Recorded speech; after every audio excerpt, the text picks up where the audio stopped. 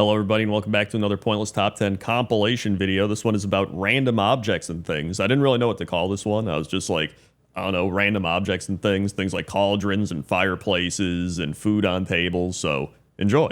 Hello everybody and welcome back to another episode of Pointless Top 10, a show make top 10 lists of the pointless things. Why are we flying by this pointless statue in Booty Bay?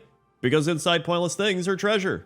Let's begin. 10. Number 10 are the barbecues at the Seeker's Vista in Stormsong Valley. And these were barbecues that I have never seen before. And mind you, I've been here for two other pointless top 10s and I have quested in this area. And I have just, for some reason, just always glanced over these barbecues. And it looks like the Tortolan are grilling some fish and some sort of fruit, like a big pineapple or something. And then there's a, what is that thing? Is that a snail?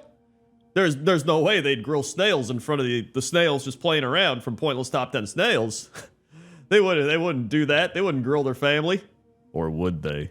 But yeah, the actual grill itself is pretty cool. You've got the wood fire, and then you got the big metal, it almost looks like a wheel or something you'd shut off a valve with. And then on top of that is the actual grill bowl and plate that they grill stuff on. So really unique grill. I've never seen a grill like this in World of Warcraft. So that's why the Seeker's Vista grill is number 10. 9. Number 9 is the Stonefang Outpost Barbecue, and the Stonefang Outpost is a Frostwolf Orcs outpost in central Frostfire Ridge. And I believe this is a cleft hoof on this barbecue, because you can see the back end, it's got a tail and legs, and then the front end, and you've got the head on the bottom grail, or grill, whatever you want to call it, of the barbecue. So this is a giant barbecue for grilling up this big cleft hoof thing. And they got a bucket of glaze, it appears. I don't know if that's glaze or fat or grease or something. They're using it for something with that big brush. I don't know how sanitary it is to just leave it on the rocks, but I mean, listen, it's orcs. What are you gonna do?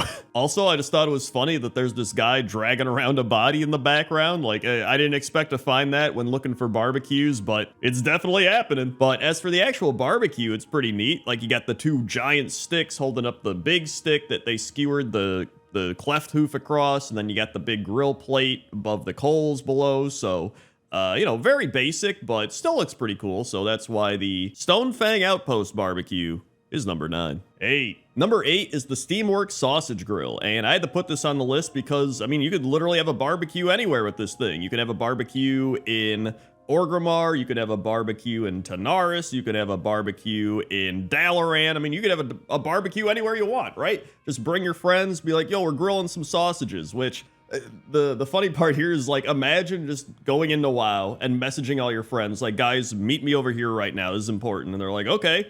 And everybody meets you and you're like, what's up? Who's ready for the barbecue? And they're just like, wait, this is it? You brought us here for a sausage grill barbecue? And then if they're cool, they're like, awesome, let's do it. And if they're not cool, they're like, I'm out of here. So that's a great way to tell if your friends are cool or fake friends. But the grill itself is pretty cool. It's this little grill, you know, just like you'd find anywhere, one of those tiny grills. It's got a little smokestack thing on it. So you get this from Brewfest, which I always thought you were going to get it from the Midsummer Fire Festival, but I guess Brewfest would make more sense because that's like, you know, sausages and beer and all that. So if you want one of these, get it at Brewfest, and that's why it's number 8. 7. Number 7 is the barbecues happening at the Half Hill Market, and Half Hill Market has Cole Ironpaw, who is the master of the grill, as per his title. So if somebody's a master of the grill, obviously they have to be on the barbecue list, but this place actually has some phenomenal food everywhere. You've got peppers, you got meat, you got eggs, you got garlic, you got cabbage, you got carrots. They got a whole bunch of stuff. They also have some really fancy barbecue grills. Like, they're built into this big table, which is really cool. Although the grill master doesn't need that. He's just got his own fire over there ready to grill up on his own. Like, he knows what he's doing. So I think I'm going to trust him the most out of everybody here. Also, Lore Walker Cho is here, and he's like, it's good to enjoy the fruits of the earth, but not to excess. But all he's doing is eating. He's just eating nonstop, just staying in here chowing down. So that's why the Half Hill Market barbecues are number 7. 6. Number 6 are the barbecues located in the Filthy Animal, which is the Horde Inn in Dalaran. And I put these on the list because I thought this was unique to barbecues being on the inside instead of outside, kind of like Korean barbecue, or I guess there's like a big bowl in the center, so it's more like a hot pot type thing. And there's also the big plain strider being cooked up over the fire in the background, so that's kind of like a barbecue as well. But I really love how all the food looks on the tables. Like, you got sausages and ribs and steaks. Like, it's just a bunch of meat on every table. And then I don't know if you put the meat into the boiling water or maybe the water's like soup or something. Like, I don't know. Like I said, I don't know if it's like a hot pot or if it is just an actual soup or whatever it is. But one thing's for sure, and that's that it's pretty cool. So that's why the filthy animal barbecues are number 6. 5. Number 5 are the goblin barbecues, and I specifically picked this one place in Azshara where this goblin has an entire restaurant where he pretty much is barbecuing everything.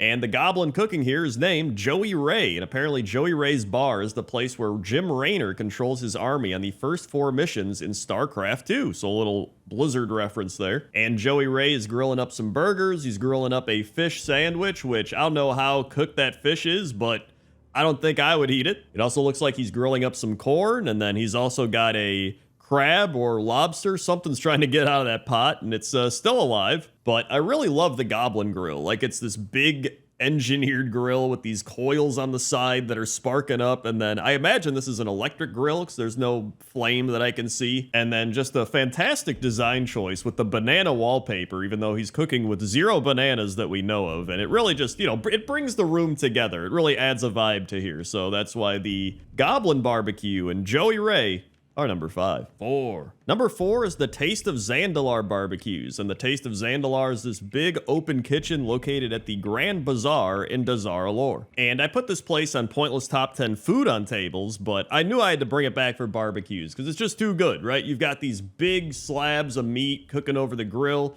You have this big dinosaur leg that's getting barbecued back there. It looks like they also have a bunch of dinosaur tails that are being grilled up, and then they have a big egg that's just being fried over a fire. Like, I love this place. And I know I've said unique probably like 20 times this episode, but this is a truly unique barbecue because not often do you find a dinosaur barbecue, and not like a themed dinosaur barbecue. Like, we're grilling up dinosaurs. Like, this is kind of insane when you think about it. And I know there's gonna be somebody that's like, oh, technically a chicken is a dinosaur, so we actually do have dinosaur barbecues because you grill up chicken. Shut up.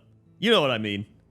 And that's why the Taste of Zandalar barbecue is number 4. 3. Number 3 are the Etten barbecues located in Sprucewood in the Stormsong Valley. And I almost put these at number 1 because that's how much I love these barbecues. But I was like, you know what? Number 3 is pretty good. But I love that the Ettens have literally just picked up giant branches or trees and just stuck them into the ground and like formed a little fire thing. And they just like stab food into it. They're just like, stab the fish into the tree, and they just like stab it over and just jam it into the ground, and then they just cook it over a big fire. Like, I think that's so cool. You can also see in the background there's that big Etten carrying a goat back to the camp, so I don't know how they're gonna cook that goat, but I would love to see how. And then there's this Etten that looks like he's trying to channel some spell over the meat, or I don't know if he's like warming his hand. He's doing something that looks kind of weird, but he's having a good time. I'd say the biggest downside to this barbecue is you never know if you're gonna get hit by a rock. Like, they're just up top lobbing rocks everywhere. So you might be grilling up your food and then boom, you get concussed. Who knows? But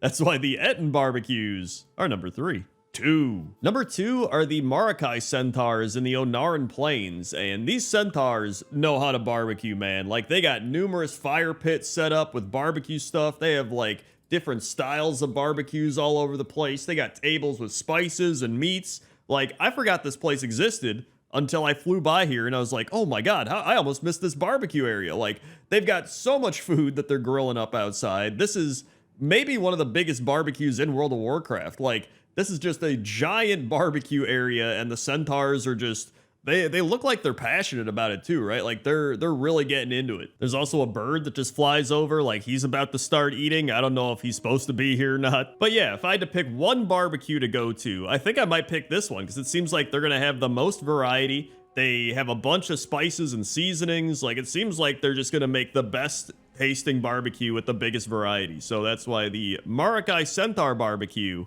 is number 2. 1. And number 1 is the Good Grub Smoking Pit. And the Good Grub Smoking Pit's located in northeastern Winter Spring. And I know I've been saying it the whole time, but this is really one of the most unique things in World of Warcraft. Like, it is this giant tornado fire that is built into the ground like a fire pit, and then it has this big tower thing that goes all the way up where they're just smoking a bunch of different meats. And they even got hooks where you could hook the meat onto it if you want it closer to the fire. It's pretty insane. But the other insane thing are the people here, starting with the Goblin Girl, because her name is Barbie Cute Saz, so it's supposed to be like barbecue sauce. I thought it was something else when I first glanced at it, and I was like, what? And then we have Jeb Guthrie, who says, I've been eating owls my whole life. Owls is good eating, and my friend Jez agrees. And speaking of Jez, he says, hey, make sure not to walk into that smoker. The last unfortunate night elf to do that didn't survive the heat.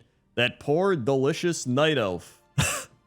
It also replaces whatever race you are to, you know, if you're like a Tauren, he's like, the Tauren walked in, that poor delicious Tauren. It depends whatever you are. And then there's Francis Morcott, who says, have you ever had the luxury of trying bear meat? I never had the chance to try it in Gilneas, but the bears here are simply exquisite. So yeah, this is an odd place with some odd people, but a really cool smoker, and that's why they're number 1. 10. Number 10 are the Pearlfin Village Beds, and if you don't know where that is in the Jade Forest on the shores of Pearl Lake. And this is where the Jinyu are, the fish people, but we're not here to talk about them. We're here to talk about their beds, which I guess kind of is talking about them. But look at these beds. They're like these weird oyster beds, and they've got some pearls in some of them, so I guess some do have pearls or eggs. I actually don't know what those are. They even got like a hot tub, which is pretty sick, but that's kind of weird that they're sleeping near the hot tub, although maybe they're relaxation beds. Maybe they just got so many beds, they're just putting them all over, because it does seem like they got quite a few of these beds. But they are a very unique design. Like, I haven't seen anything like this anywhere else in the game. Maybe it's there and I'm just oblivious and I haven't looked yet, like in Vazjir or something. I don't know. I also thought it was funny that they have pillows, because I was like, dude, those pillows got to be all like slimy and gross. But maybe not. Maybe the Jinyu are very clean fish people. I don't know. Either way, that's why the Pearlfin Village Beds are number 10. 9. Number 9 are the Blood Elf Beds located in Silver Moon City. And the Blood Elves have some cool canopy beds, and a lot of them are purple, and they got these really decorative pillows on top of them. They're also kind of moving on their own. I think it's either magic, or I guess there could be a slight wind in the room, but like nothing else is moving, so I'm pretty sure it's just some sort of magical canopy they've got on there. I was also curious about why canopy beds are even a thing. So according to the internet, which has to be true, being able to enclose your bed in additional linens can help keep you warm during the winter. With some careful positioning, you may be able to utilize your bed to keep you cool in the summer as well. I also remember seeing a lot of canopy beds to block out mosquitoes and insects and stuff like that, but I don't think the Blood Elves have a mosquito problem, but maybe they do. Maybe they got like magical mosquitoes or something. That would be actually insane. They like suck the mana out of you or something. They also got some beds that are like part chair, part space pod. I don't know what they are, but they're pretty cool as well. I don't know. Either way, the Blood Elf beds are pretty cool, and that's why they're number 9. 8. Number 8 are the Goblin Beds, specifically the Goblin Beds located on the Isle of Kazan, which I'm sure they're located in other places, but this is where I found most of the beds, and they have pineapple sheets, which already just some unbelievable decorating. They got like zebra pillow covers, and then like some animal print other covers. I don't know what that is. If you go into Gallywix's villa on the Isle of Kazan, you'll actually find 2 goblin girls just sitting on his bed. So that's a thing, and they're just drinking. And they will actually yell at you to be like, hey, what's this loser doing here? So that's another thing happening on the Goblin Beds. And nearby, there's a little baby raptor guy, and he's got his own little bed. So that bed can also be included in the Goblin Beds. But I really just love how tacky these beds are, and they do kind of encapsulate a lot of Goblin stuff with the weird robotic bed pillar things. I don't even know if they're robotic, just industrial looking bed pillars. But either way, these are pretty cool beds, and that's why they're number 8. 7. Number 7 are the beds located in the Roasted Ram in Veldraken. And these are kind of weird beds. They feel like a combination of a bunch of different beds in the game, because they're like kind of circular and open, but they still have like a backdrop or backboard. I don't know bed structure. Listen. Okay, it's called a headboard. I looked it up. It's called a headboard. There we go. I got it. And they also have the mattress part of the bed. Looks like it has dragon scales on the side of it, which is pretty cool. So, I mean, overall, I don't think these beds are like the coolest beds in the game or anything, right? But I do think they're pretty unique, and they're some of the newest beds in the game as of the recording of this being Dragonflight, and they seem like they'd be pretty comfortable to sleep in. So they kind of remind me of the beds you find at a really fancy store at the mall that isn't really that fancy but pretends to be fancy. You know what I'm talking about? It reminds me of like one of those. But overall, they seem pretty solid. They're well built. They got cool design, and they're probably pretty soft to sleep in. So that's why the Valdrakken beds are number 7. 6. Number 6 are the beds located in the Goldshire Inn. And I think you know why I've put the Goldshire Inn beds on this list. They are probably the most used beds in World of Warcraft. For a variety of reasons, many being roleplay specific, some different types of roleplay than others, but these are definitely beds that get use, right? I mean, people are always around them, they're always doing things on them or near them, and, you know, you could say whatever happens in Goldshire stays in Goldshire. Goldshire really is just the Vegas of World of Warcraft. But in terms of the actual beds, they're pretty cool beds. Like, they're pretty basic, but they got pillows, they got sheets, they got some cool engravings in the wood, they got little... They're not canopy beds, but they got little like tapestry things going around them. Although some of the beds are just sheets and a pillow, and some of the most basic beds you're going to find in the game. But again, that's all some people in Goldshire need. So that's why the Goldshire beds are number 6. 5. Number 5 are some of the cool beds in Dalaran. And what I like about these beds is it's a good blend of what we've already seen. You've got like the canopy beds, but it looks more like a royal canopy type of bed. You've got really intricate pillow design. You've got almost like a basic bed, but it's almost like a fancy basic bed. It's got that cool headboard. Okay, I remembered that now. It's got the little bedposts with the lights, almost like the Dalaran towers. I actually love that a lot, how it looks like little Dalaran towers as bedposts for all the different beds. I think that might be my favorite design style out of the beds in Dalaran. Maybe even, you know what? Maybe even out all the beds. I'd say it's probably one of my favorite things I've seen. I think it's a really cool design idea for the beds. Although the oyster beds are pretty cool. But what's cool about this is it's actually taking inspiration from the city that the bed is in, right? Like it's actually looking at the Dalaran towers and being like, yo, what if we made bedposts out of those towers, right? Which really makes it sound like everybody that built this city was really high when they did so, which they may have been. They may have been super high on like magical mana drugs or something. I don't know. Either way, that's why the Dalaran beds are number 5. 4. Number 4 are the Suramar beds. And speaking of magical mana drugs, I feel like a lot of people here are on magical mana drugs, but these beds give me kind of 70s inspiration vibe. It kind of reminds me of the Blood Elf beds, right? Which, you know, they're kind of tied together, but you know, there's no canopies here, but they do have those big circular beds, which are very 70s. They got one place where there's just a bunch of pillows all over the ground, so technically you could use those as a bed. They even have some normal looking beds. They have like a stone base, and then you got the mattress on top of that, and then a fun little cushion with a cool arch looking headboard, although it looks like it has little tentacle arms or something. Maybe Nazoth, who even knows? Maybe he's watching them sleep, which would be pretty creepy if he's just watching you sleep. Although Santa Claus watches you sleep. That's kind of messed up when you think about it. He doesn't need to watch you sleep, does he? Like, what's he getting from that? Is he just trying to... He's just trying to figure out if it's been good or bad. Does he have to watch you sleep and to know that? Or is he just trying to get into your house when you're... It's kind of freaky when you think about it. Anyway, that's why the Suramar beds are number 4. 3. Number 3 are the beds located in Borealis. And I like these beds for a few reasons. One is just their aesthetic. You have the Captain's Wheel headboard, which I think is really cool. Although some people might be like, oh, it's a little too much theming, but I think it's pretty fun. And then there's also the edge of the bed where it has maybe that's the baseboard, is the like other part of the bed, the baseboard. But either way, it's got like the little ship nodules with the rope going across. I think that's pretty cool. They're like ship beds, right? Which is I think it's pretty sick. And the other reason isn't even like a good thing, which I guess should be a negative, but the pillows look like they're oddly shaped. Like it doesn't look like your head would fit very well in there, you know what I mean? Or it wouldn't support your neck. They're kind of like jammed into the back of the bed.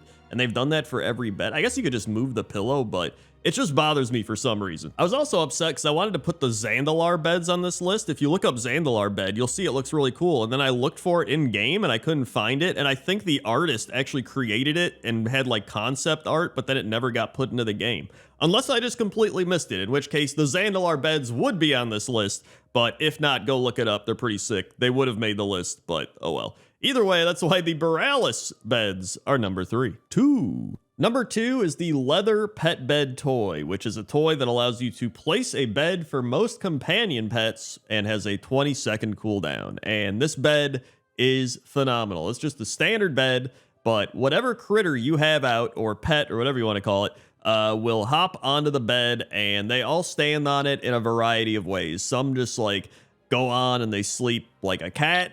Some just stand on it like the squirrel. The armadillo and the turtle kind of curl up into their shell and they just sit on the bed, which I think is pretty funny. And then they're like boing and they hop out of it after they're done sleeping, even though they only sleep for like 20 seconds, I guess.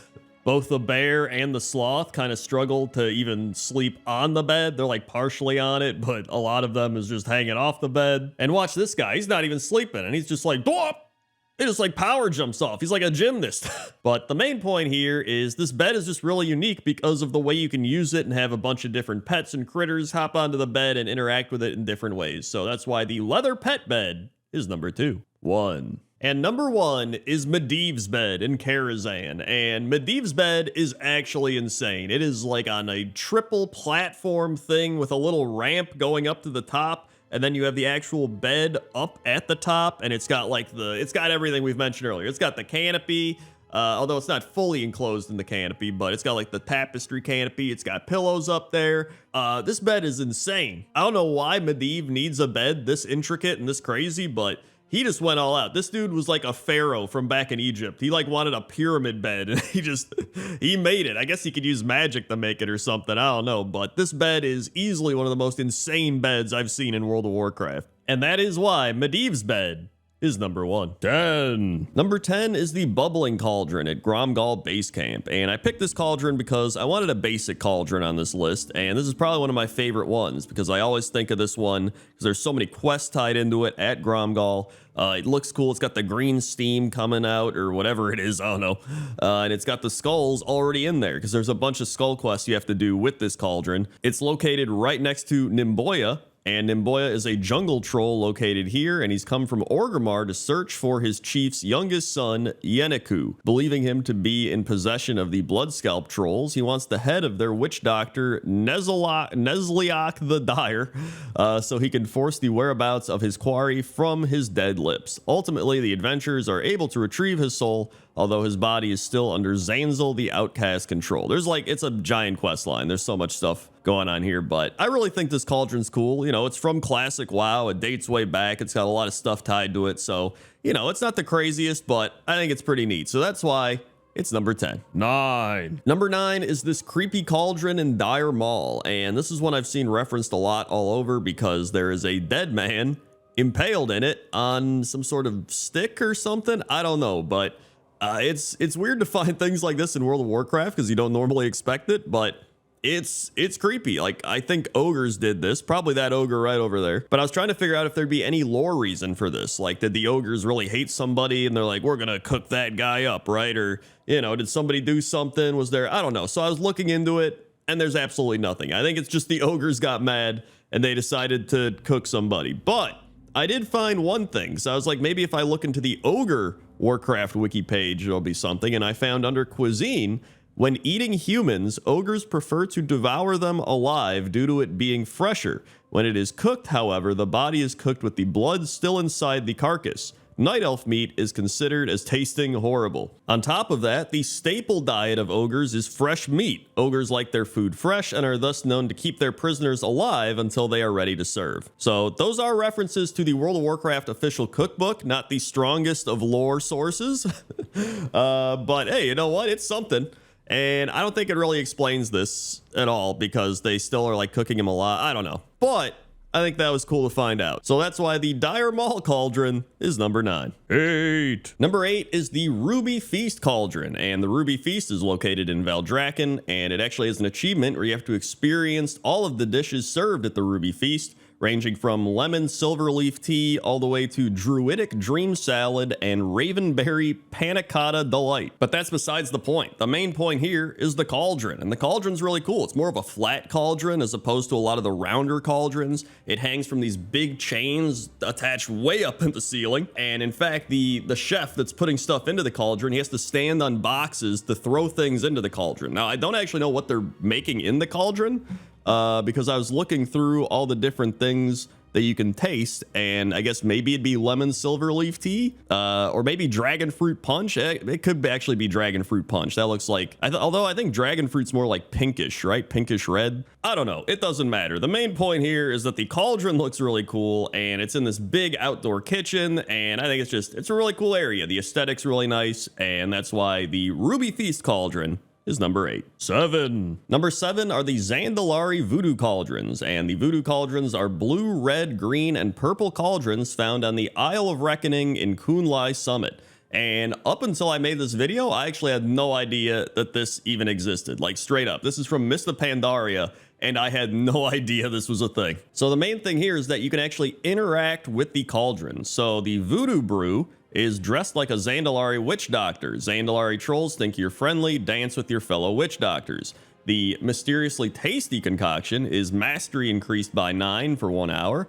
The Hexer's Touch is attacks have a chance to hex your target, and the Maggot Slurry is you don't feel so great. But not only do these cauldrons provide fun little interactions, but they've actually got cool steam coming from each one. And after looking into it a bit more, it just seems that these are kind of pointless, but it's like how he said, inside pointless things are treasure. These are just fun little interactions that you discover out in the world. And, you know, there's no achievements, no quests, but it's fun. It's fun to explore and see little things like this and be like, wow, that was really cool. And that's why the Zandalari Voodoo Cauldrons are number 7. 6. Number 6 is the Cursed Cauldron in the Hellfire Peninsula in front of Zethgor. And this is an objective of the Bleeding Hollow Blood quest, where you boil the blood for the quest Boiling Blood.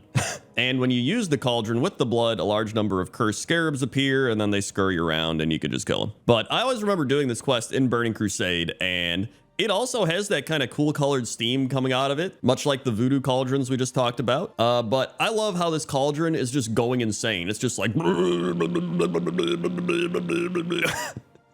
And I always just remember doing this quest and thinking like, wow, that cauldron is going crazy, man.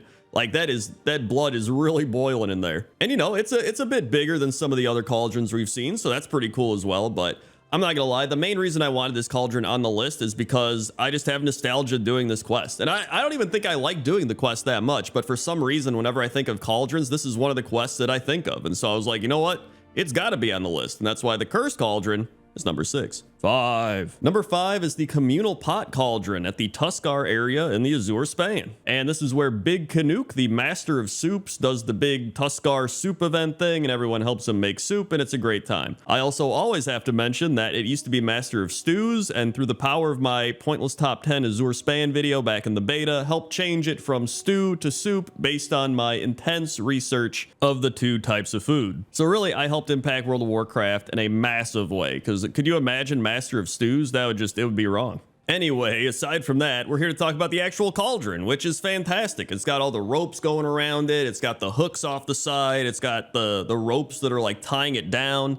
It's got the fish hanging off the side too. I love the aesthetic of this whole cauldron and the whole area. I mean, just think of this big pot of soup in this ice cold environment. Everyone's like huddled up and they're like, dude, the big soup, right? This big boiling cauldron pot. Is just that warmth, that hearth that you're looking for, right? Did I use the word hearth correctly there? I don't think I did, but you kind of get the point. I also love the feast animation they go through because it reminds me of Monster Hunter a lot, and I'm someone that's really bad at Monster Hunter, but I always love the aesthetic of it as well, so I always appreciate that, and that's why the Communal Pot Cauldron is number 5. 4. Number 4 is this giant cauldron in Razorfen Kraul, and I found this cauldron because somebody posted on the internet them getting stuck in it with their party in Razorfen Kraul, and I was like, dude, there's a big cauldron in Razorfen Kraul, so I went and found it, and it's actually pretty sweet. They got a bunch of lumber and wood all over. They got a little cauldron next to the big cauldron. I don't really know why. There's like a big platform that leads up to it, obviously, so they can like throw stuff in it. I don't know if one of them's cooking like a sauce and the other big one's cooking like the main thing. Like, I don't know what they're cooking in there. Just, are they going full Dire Maul ogre and cooking people in there? Are they like, what are they doing? So I actually looked up Quillbore eating because we may as well just look up what everybody eats at this point. And the Quillbore and the Barrens are protective of the water in the area. Even a small water source is a vast hoard of wealth to them. They have great feasts when even the slightest rain comes to the Barrens. Water is sacred to their kind because it is so scarce. So again, that really tells us absolutely nothing. So like, I don't know what they're doing. Are they throwing boars in this pot? I don't know. They're doing something with it. If you have any theories about what they're cooking in this big pot, or I just missed something, let me know in the comments section below. Maybe there's something in RFK that I completely missed for why they have this big cauldron in there. But either way, it's a really cool big cauldron, and that's why it's number 4. Number 3 is the Half Hill Market Cauldron in the Valley of the Four Winds, next to Mei Mei Ironpaw and Noodles the Hosen. And from the looks of it, it looks like they're cooking up some noodles and maybe tofu. It looks like big blocks of tofu or something, I guess, but I have no idea. But I think this cauldron looks really cool. It's got the gold plating around the outside, and I think it's more stone than it is anything else, which I think a stone cauldron is actually pretty sick. One thing I did find weird is that Noodles sells spices, sagefish delight recipe, smoked sagefish recipe, spring water, and simple flour.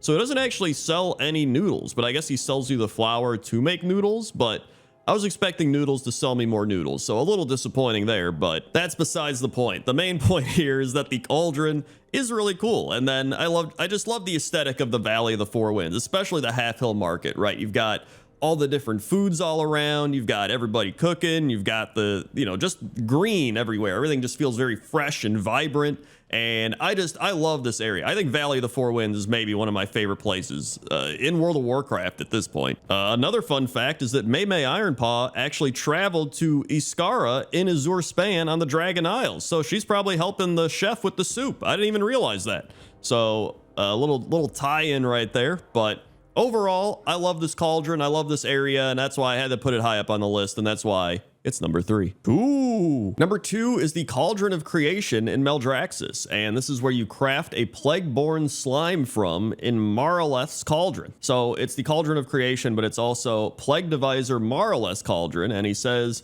"While I know we're both eager to complete our potion, I believe the best lesson I can share with you is patience, and slimes, of course. With the help of slimes, we'll have our laboratory back in working condition." So pretty much you help him get his lab back in order, and I love that the little slimes also have their own little cauldrons on top of their head. That's one of the reasons I moved it up the list, because I was like, dude, I love the little slime cauldron guys.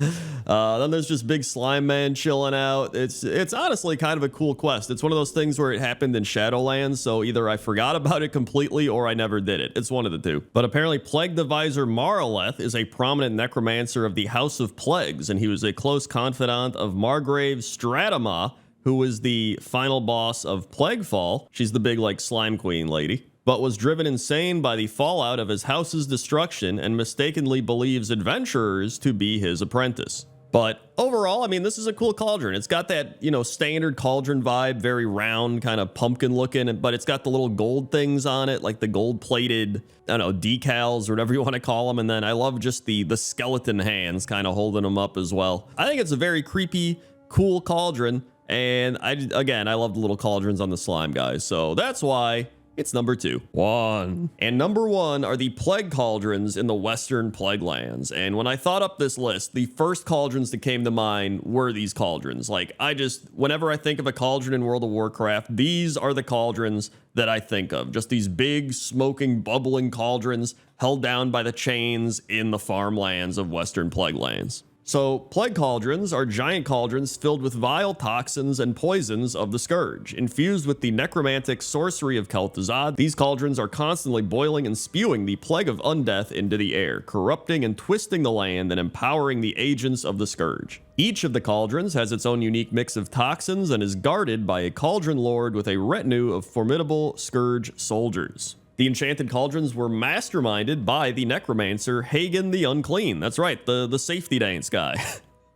And in preparation for the siege on the Northlands, the cauldrons were moved to Kel'Thuzad's recent acquisition, the Barov Manor on Seir Darrow, Skullomance, where the Plague of Undeath was perfected within them. Using samples from the cauldrons, Kel'Thuzad began to poison the grain shipments exported from Anderhall, thus dooming the populace of Lordaeron to the plague. After Arthas's final purge of the region, the cauldrons were ordered to be placed in the various fields around Anderhall by Araj the Summoner to help support the Scourge forces in the area. So, actually, really interesting lore. I didn't know any of that until I read into it, but you think I would as somebody who's played WoW for almost 20 years, right? But you always learn something, and that's what I always enjoy with these videos as well. But overall, they're just really cool cauldrons. They're very nostalgic, very memorable, and actually very lore related, I guess. So that's why the plague cauldrons are number 1. Number 10 is the fireplace in the Horde Inn in Dalaran. It's a pretty cool fireplace, but it's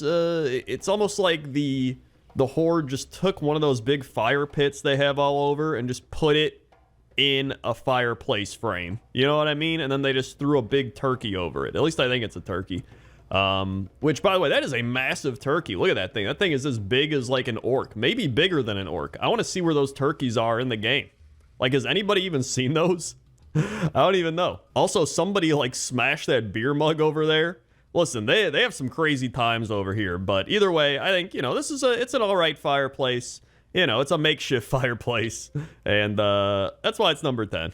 9. Number 9 is the Blue Recluse. Recluse? I don't know how you say it, but it has the only fireplace I found in Stormwind, unless I'm completely missed one, which is always possible.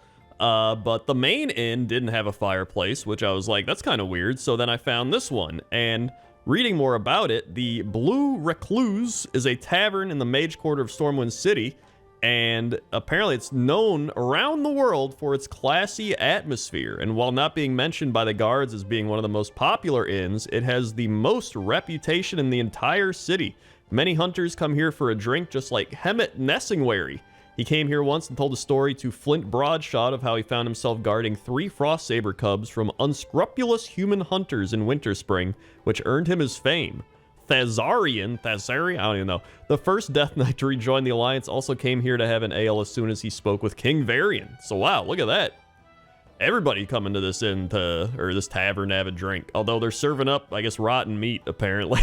With all the flies flying around it. Also, the fireplace doesn't have a chimney. It's walled off. So maybe everybody's like coming here and having a good time, but they're just getting high off carbon monoxide fumes. Who knows? Either way, that's number 9. 8. Number 8 is the Roasted Ram Fireplace, which is the tavern in Valdrakken that you've probably been inside since, you know, it's new, it's Dragonflight, all that stuff. Unless you're watching this years from now, in which case it's not new.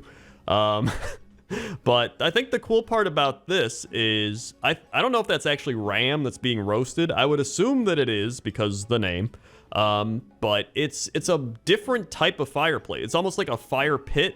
And there's like magical elements involved. You know what I mean? Like the actual hunk of meat is like floating up and down.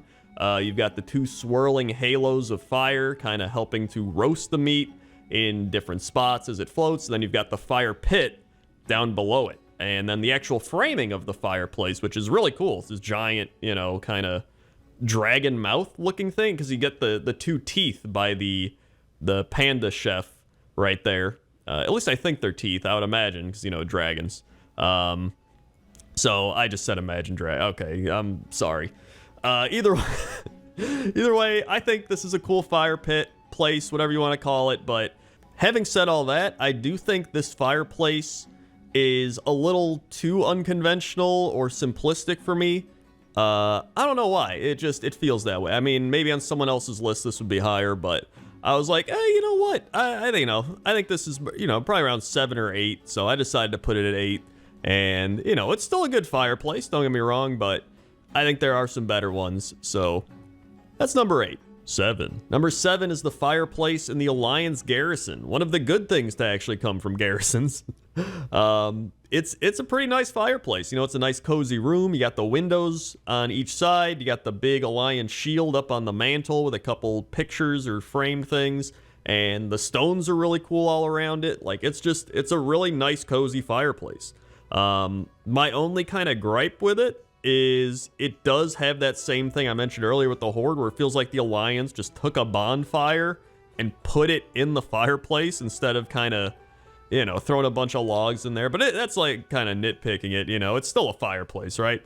But overall, you know, it's your standard cozy fireplace with some cool framing outside of it, and I think it's neat, but there's not much else to be said about it. So that's number 7. 6. Number 6 is the Borealis fireplace, and I picked the Borealis fireplace because I think it really does encapsulate the theme and aesthetic of Borealis very well. You know, I mean, for the most part, it's a fireplace, right? You got those big stones, you got the mantle, you got the fire, but you know, you have so many things around it. You have the anchor right above the fireplace. You have the wheel on the wall next to it. You have the fish on the wall next to it. You have the little logs well, I guess they're normal logs, not really little logs. The normal logs with the fire tongs that you're getting ready to throw another log into the fire, which is a really nice touch. You don't see it a lot of other fireplaces around Azeroth or World of Warcraft, and obviously it's inside of an inn, so it's a very cozy fireplace, because I feel like every time it's inside of an inn, it just has that cozy vibe to it, you know what I mean? And one of the most important things is that it has a chimney. There is an actual area for the smoke to rise up, and nobody in here is getting carbon monoxide poisoning. So there might not be any wacky Hemet Nessingwary stories or Death Knight ales or whatever it was, but you know what? Nobody's gonna die. At least not of carbon monoxide. 5. Number 5 is the Wildhammer Keep fireplace, and I just love the aesthetic of this fireplace. I mean, you're in this big dwarven keep. You've got, you know, a bunch of chairs where they're just sitting around talking. You've got TNT, you've got guns, you've got beer kegs, you've got empty bottles of who knows what. You got anvils with hammers. You got a book. You got lock boxes. You've got these big iron beams that are kind of framing the fireplace with the underground rock style in the background. It's just really cool, man. I love it so much. And then you actually have way up top these animal heads on plaques, like the boars and the deer, and it's just, you know, in this big spacious area. So I just really like the style of this fireplace area and the fireplace itself. And you know, nothing crazy, but I think it's pretty cool. That's why it's number 5. 4. Number 4 is the Goldshire Inn fireplace, or I guess the Lion's Pride Inn fireplace, and this is just a classic. Literally a classic, because it's classic WoW. And I think it's one of the most notorious fireplaces in World of Warcraft. Like, when people think of World of Warcraft fireplaces, I think a lot of minds go right to this one, right? You think, oh, I'm in the Goldshire Inn. That big red brick fireplace, which this is during Winter's Veil, so we got all the stockings up there. You got the, you know, mistletoe, which I never realized is above the Christmas or Winter's Veil NPCs. It's a classic. What else could I say? I mean, I think when the Hearthstone Tavern guy is like, come in and sit by the fire, whatever he says, I think he's actually just talking about this fire. I mean, you can even see the Hearthstone table right here, so it would add up. The only thing is, if you look inside this fireplace, much like the Blue Recluse or whatever, it is walled off, so there is no chimney. Even if there's a chimney up top, it's fake. No smoke coming out of that. The smoke is all staying in here, and there is carbon monoxide all over this place, which maybe does explain why so many interesting things happen at the Goldshire Inn. And that's number 4. 3. Number 3 is a fireplace that I don't think a lot of people know about. I know I didn't know about it. And it is the Fort Dalen fireplace, which is in the Stormsong Valley. And it's not even lit. So it's a little weird, but it has this big kraken on the mantle of the fireplace. And there's just no logs in it. There's these candlesticks next to it, which are really cool. It's like these 2 krakens holding a candle in each tentacle. And I mean, aesthetically, this fireplace is just awesome. And I would love if this fireplace got lit. I think it would look really cool if it was lit, but I mean, listen, just because it's a fireplace doesn't mean the fire has to be on. You know what I'm saying? And obviously, this is one of the coolest fireplaces, I think, in World of Warcraft. I legit didn't know this existed. All right? Like, I needed to get like 1 or 2 more fireplaces for the list.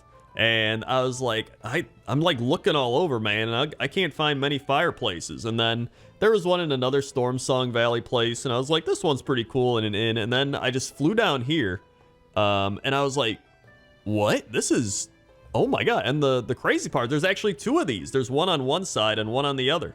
So there's 2 of these crazy Kraken fireplaces, and I couldn't really find any information on it. So if you know any information, or if this is part of like an Alliance quest line I never did or something, let me know, because even the building it's by, look, those big tentacle things right next to it, it's really cool. So that's why it's number 3. 2.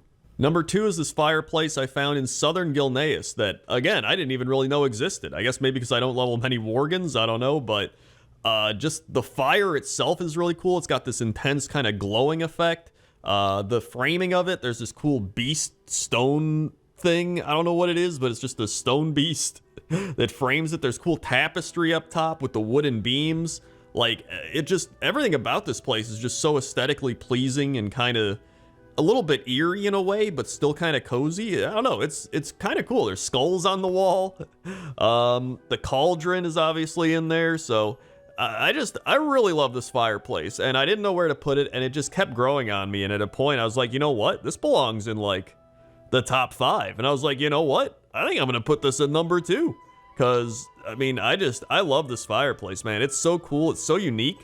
You know, even that art on the wall there, the beach art, I think it is. I don't know what that is. I don't even remember seeing that anywhere. I think that's another kind of unique Worgen-esque piece of art, but I really love this place. I think it's really cool, and I think it's deserving of number 1. And number 1 is the Thunder Brew Distillery in Keranos, because it has not 1, not 2, not 3, but 5 fireplaces. That's right. This place has 5 fireplaces, although I think 2 of them are kind of like similar to the other ones, but it doesn't matter because this place has easily the most fireplaces per square inch, I think, in World of Warcraft.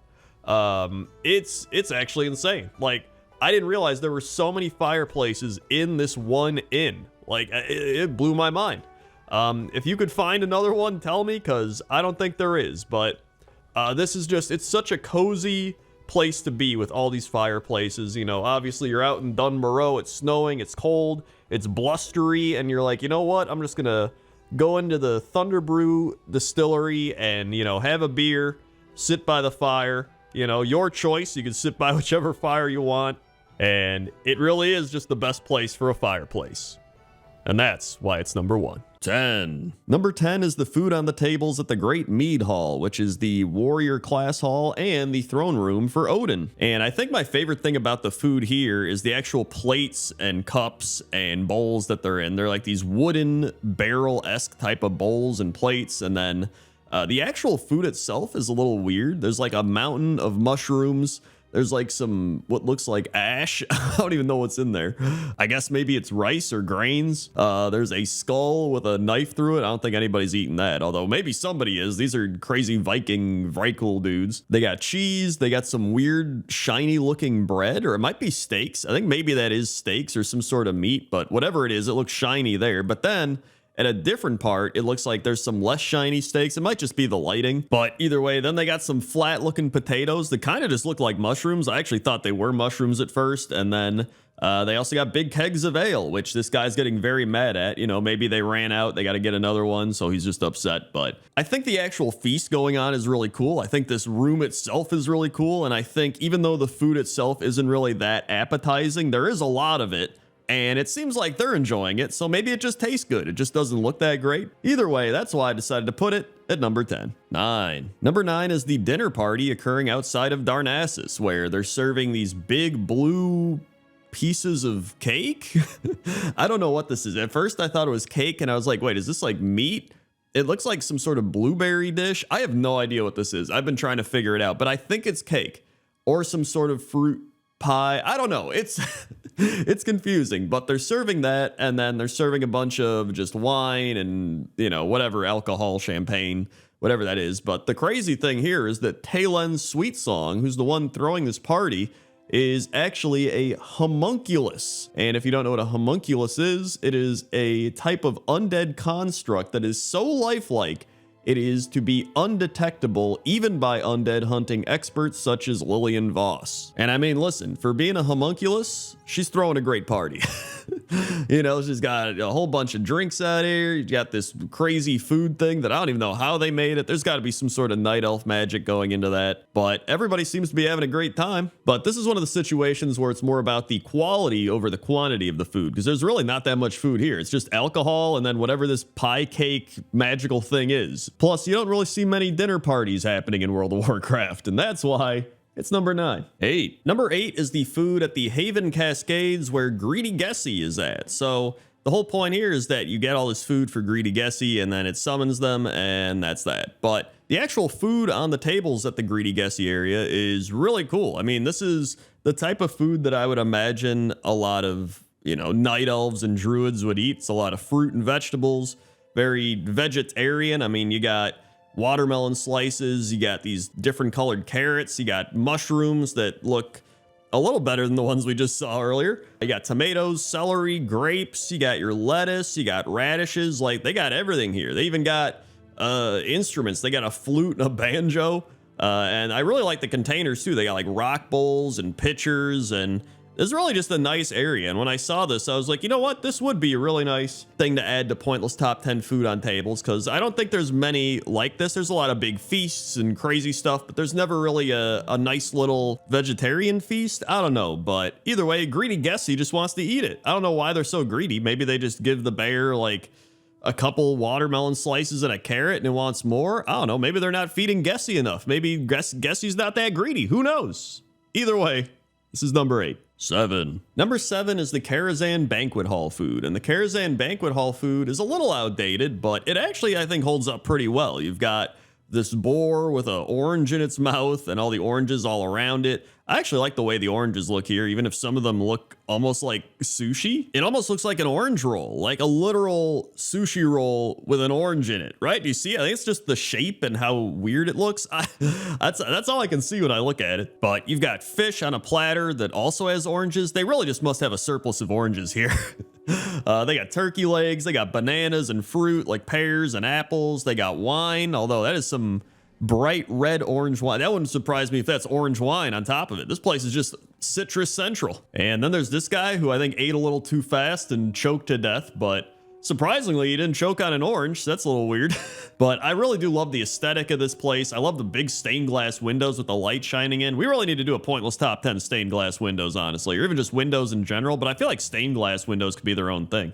Overall, love the aesthetic of Karazhan, love the food on these tables, love the big tablecloths and everything about it, and the oranges, and that's why it's number 7. 6. Number 6 is the food on the tables in Dalaran, specifically the Legion Dalaran. And I was going to find some specific places, but I really just love so much stuff within Dalaran. So starting here, we have this like little cafe, and they have coffee and cupcakes, and they got wine. You got candles and books, although you're not really eating candles and books, but who knows? Maybe they're edible. We don't know. Have you tried eating them? That's what I thought. They have like a coffee espresso machine. Then if you go to the crazy wine and cheese place across the street, they got a bunch of crazy wine and cheeses. Who would have guessed? In fact, I think they got some of the widest variety of cheeses in World of Warcraft that I've seen. And those wine bottles with the cool inscriptions on them. And then over at the Horde Inn, they got a bunch of ribs and they got steaks and they got a plain strider, whatever, cooking in the background. And they got apparently they stole that boar from Karazhan with some of the oranges. I mean, I really love just all the food that you can see on tables in Dalaran. Like, it really is just such a great contrast of all the different foods. And it's really just fun to go around and look at all of them. I would honestly recommend going and doing it for yourself. Because, I mean, obviously you can see them all in the video, but it's really fun, especially if you're somebody that enjoys the aesthetics and art of World of Warcraft, to just walk around and look at all the little things like the food on the tables. And that's why New Dalaran is number 6. 5. Number 5 is the Artisan Market in Valdrakken, and I love this place because I guess you could say the market aesthetic is very cool to me, and the way the food is laid out here is just really cool. You have the Cheese Dragon, who's actually from Pointless Top 10 Food Vendors, if you haven't seen that. But you have the Cheese Dragon with all his different cheeses here. You have the fish section with all the fish and the shrimp and the seafood. And you've got the roasts, and you have these dragon fruits and melons, and you have this floating fountain table of bread and things. I don't know what those are. And you got ribs and you got eggs. So some of the food we've actually seen quite a bit before, but I really just like the way that it's presented on these tables. Or I guess some of them aren't even tables. They're like kiosk type thing. Whatever. I'm counting them as tables. All right. I'm not being picky. This is a pointless list. It's a pointless series. It's a pointless everything. All right. I can do what I want. Anyway, that's why the food on the tables in the Artisan Market is number 5. 4. Number 4 is the food at Mistfall Village. And I didn't expect to find this much food at Mistfall Village. I thought it was going to be somewhere in like Valley of the Four Winds, but they have like numerous noodles. They got salmon. They got fried rice in Chinese takeout containers, which is kind of weird for World of Warcraft. They got an actual fish sandwich with like glowy-eyed fish on plates. They got fish hanging up on hooks. They got seafood in cages and buckets. Dude, this place has so much stuff. They got burgers. They got full slabs of ribs. They got big chunks of meat. They got steak. They got bags of rice. They got tea. They got watermelon slices. They got bread. They got dumplings. They got cans of soda or sparkling water, which I don't know how they carbonate it. Maybe they just use magic. I don't know, gnomish engineering or something, goblin engineering. But this place is probably one of the best places to eat in World of Warcraft. Like, no doubt. It's got so much food, so much variety, a great aesthetic, and I just love it here. And that's why it's number 4. Number 3 is the reason that this Pointless Top 10 actually got uploaded a day late, and that is the Pilgrim's Bounty, because Pilgrim's Bounty didn't happen until Sunday, and normally I put these up on Saturday night, so I had to wait a little bit to show all the food on the tables at the Pilgrim's Bounty, but I think it's very worth it because it's got some of the best food. I mean, this is one of the events where it's all about cooking and eating and food fights and turkey hunting and all this stuff. You've got the spice bread stuffing, you've got the pumpkin pie, you got the cranberry chutney, you have the candied sweet potatoes, and you have the slow roasted turkey, and it's just all presented in a visually appealing fashion, I would say. I also love that there's just a giant axe that is being used to cut the turkey, and it's not even just at a local place. It's not like, oh, Duratar did that. They're all orcs. Like, literally everybody, like in the Undead place, they've done it. In Thunderbluff, like Dunmurrow, everybody just loves cutting stuff with axes, apparently. But honestly, my favorite thing on the table is the cornucopia, which is the big horn-looking thing, and it is apparently a symbol of plenty consisting of a goat's horn overflowing with flowers, fruit, and corn. Overall, love this stuff. Every year, I always look forward to at least doing this once, right? Just eating all the food, getting the buff, doing all the little things, and that's why the Pilgrim's Bounty tables are number 3. Number 2 is the Taste of Zandalar, which is in the port of Zuldazar. And, you know, they've got some tortillas. They got some stuff you can put on the tortillas, which is pretty cool. But that's not what this is about. This is about the giant pieces of meat that are just over the fire and these giant eggs that have been cracked into these big frying pans. These are probably some of my favorite food. I guess these aren't really tables. Some of it's like a pan or whatever. It doesn't matter. It's close enough, right?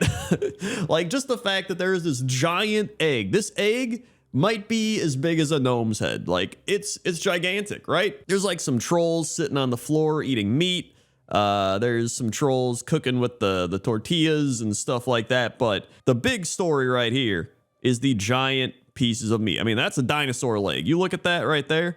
That is a dinosaur leg, and that is a big dinosaur steak. They also just left the shell laying there. I don't know if that's very sanitary, but hey, you know what? I'm just here to look around. I'm not here to be the food inspector. Well, I kind of am inspecting the food, but not in that way. So overall, I really just love how unique this area is and how unique the food is compared to the rest of the stuff we've looked at. And that's why it's number 2.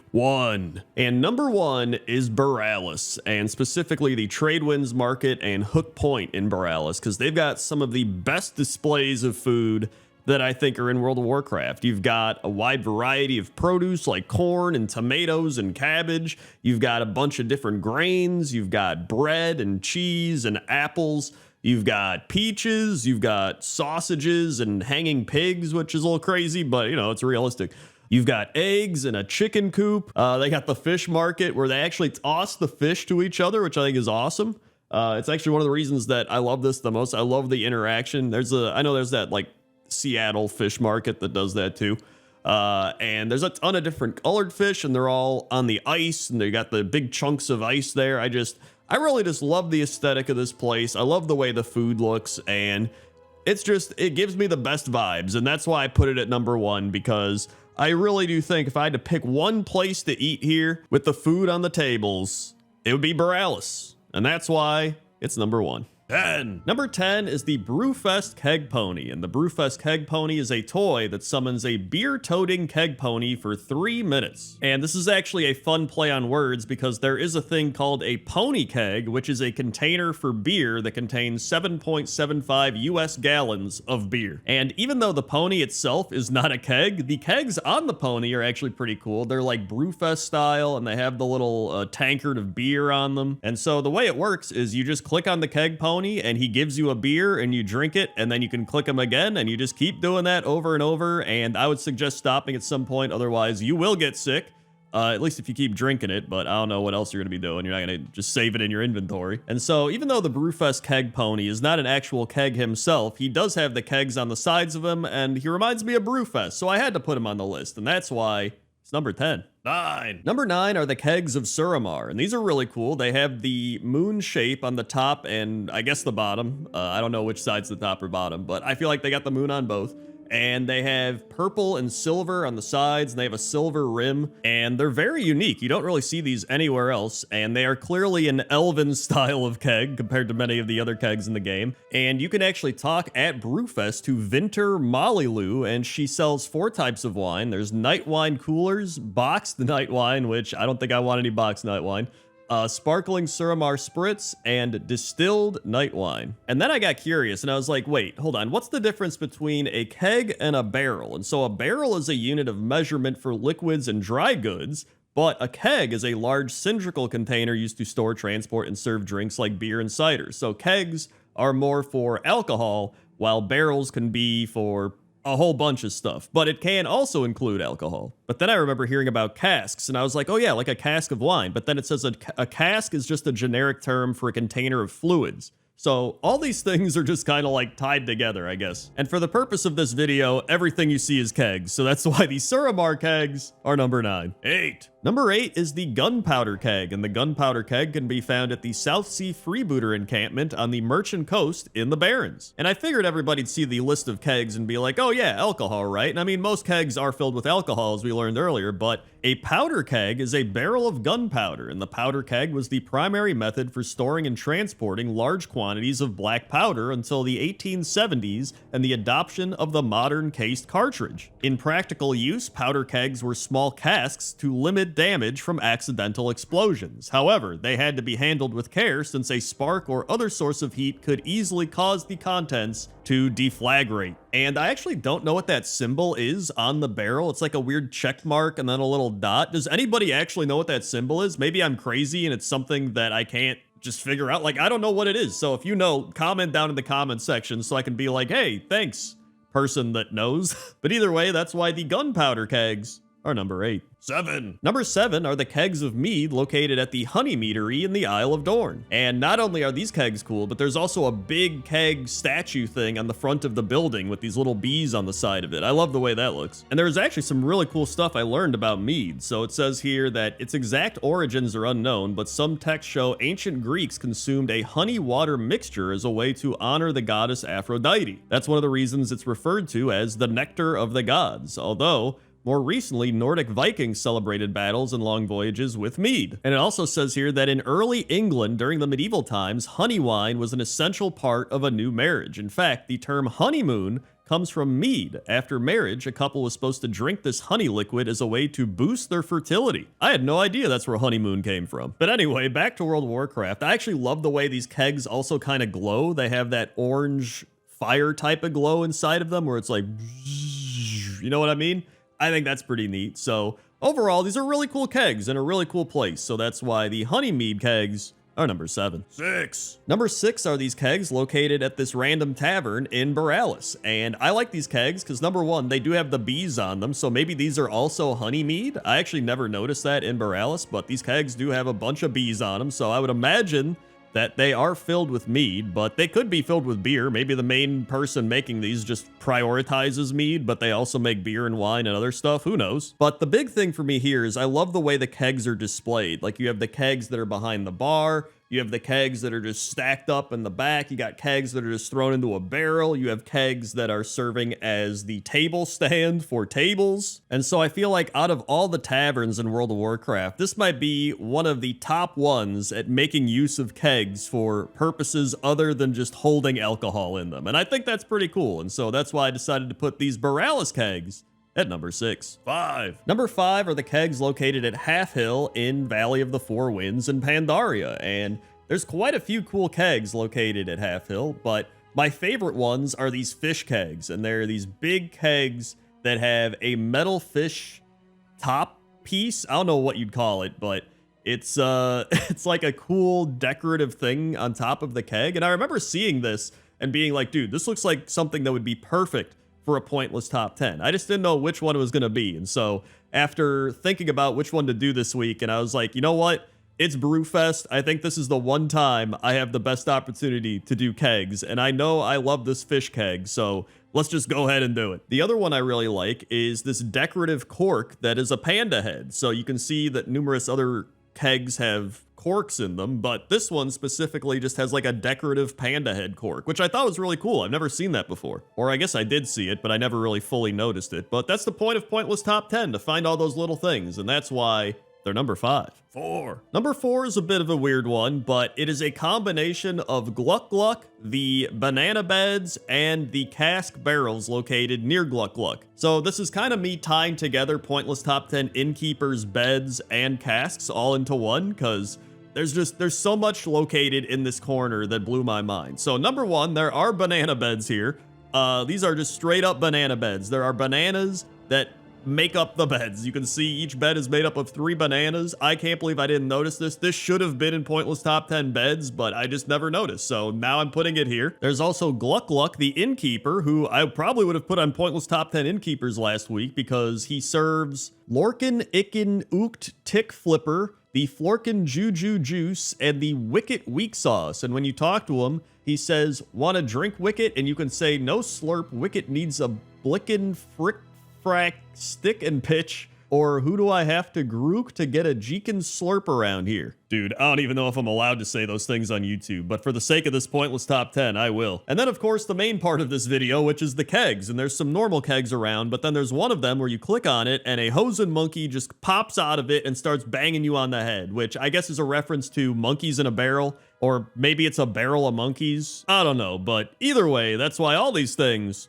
are number 4. 3. Number 3 are all the casks located at the Thunder Brew Distillery in Keranos. And one of the really cool things here is that they actually have a massive cask on the roof of the building, and then the sides of the building also have these big casks that are just kind of like built into the side of the building. I don't know how they did it, but it looks really cool. And then on the actual inside, you do have some casks that are built in behind the bar. You got some casks in the basement. I know there was always that quest you had to do as a newbie dwarf that had to go down here and get a cask. And I noticed that you could even see the cask from the outside on the inside of the walls, which I thought is pretty neat. Although I don't know how good that is for insulation, but I doubt the dwarves care that much. They also got the fire going, so, you know, it's warm in here. And I also learned from doing Pointless Top 10 taverns that Chen's Storm Stout actually visited here once. But yeah, this is just a really cool place with the kegs built into the building and on top of it, and then just a whole bunch of kegs all over the place. You got the really cool hammer and mountain symbol on the front of the keg too, which I thought was really neat. I forgot to mention. So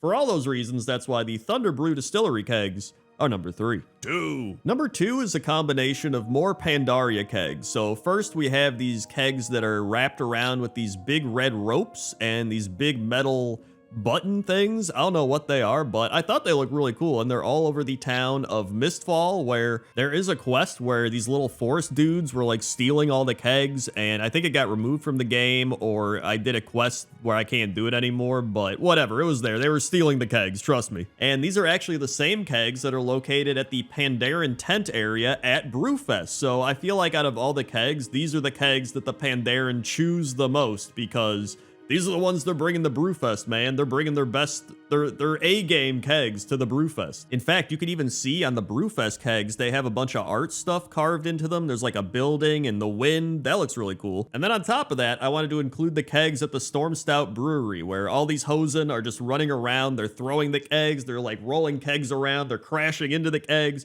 There's like eggs rolling on the ceiling. There are kegs like built into the brewery, so I had to include all that as well, and that's why the Storm Stout Brewery and the Pandaren Brewfest kegs are number 2. 1. And number 1 is Chen's Empty Keg, and I feel like out of all the kegs in World of Warcraft, Chen's Empty Keg is probably the most famous one. So it is a random keg you find out in the Barrens, and it just says a small placard on one of the ends of the keg says Chen Storm Stout. May your spirit be raised and always raise your spirits. And you bring this keg to Brewmaster Drone in Ratchet, and he says, "Would you like a taste of Chen's namesake? Ah, the Storm Stout is a mighty brew. Chen taught the recipe to my mentor, and my mentor passed it on to me. I'll need you to get me a few things, but the kick is worth it. And so this quest pretty much takes you all over the Southern Barrens, gathering lightning glands, Thunderhawk saliva glands, a Kodo liver, and you brew it all up and you drink it, and he's like, hey, I told you this stuff's got a kick. Anyway, you could also make the Trog Ale I talked to you about. It's some crazy stuff. And then you also do the same thing and make this Trog Ale,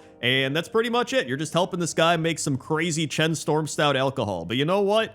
It's pretty cool and memorable, and that's why it's number 1. 10. Number 10 are the Flaming Goat Skull Lanterns located in the Jade Forest next to a bunch of Hosen. And one of the reasons I love these lanterns is just how unique they are. Like, you don't really come across many other skull lanterns in the game, and I love the way they look. They got the fire coming out of the top and the eyes are glowing. It's just a really cool lantern. And it's also a lantern that you don't really see very often in the game. Like, the only place I've seen this is this random Hosen camp in the Jade Forest, so it's not something you come across very often. And I'm not gonna lie, I typically try to do a cooler type of thing at number 10, even if I might consider it number like 5, because I like somebody watching the video for the first time to see a really cool thing right off the bat. So you might say that number 10 is actually a lie, but it doesn't really matter. This is a pointless list. It's a pointless top 10. It's not about the order of the things on the list. It's about the things themselves.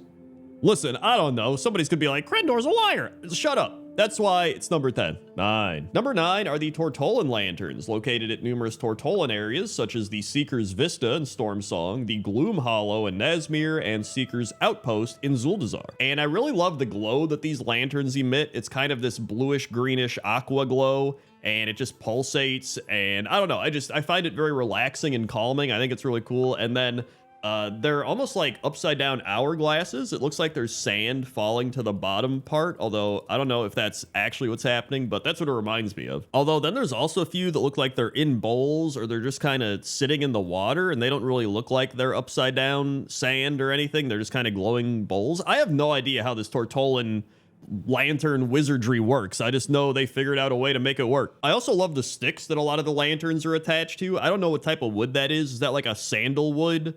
It's like the type of wood they use for a lot of beach furniture and stuff like that. Somebody tell me what that wood's called, because I actually think it's pretty cool.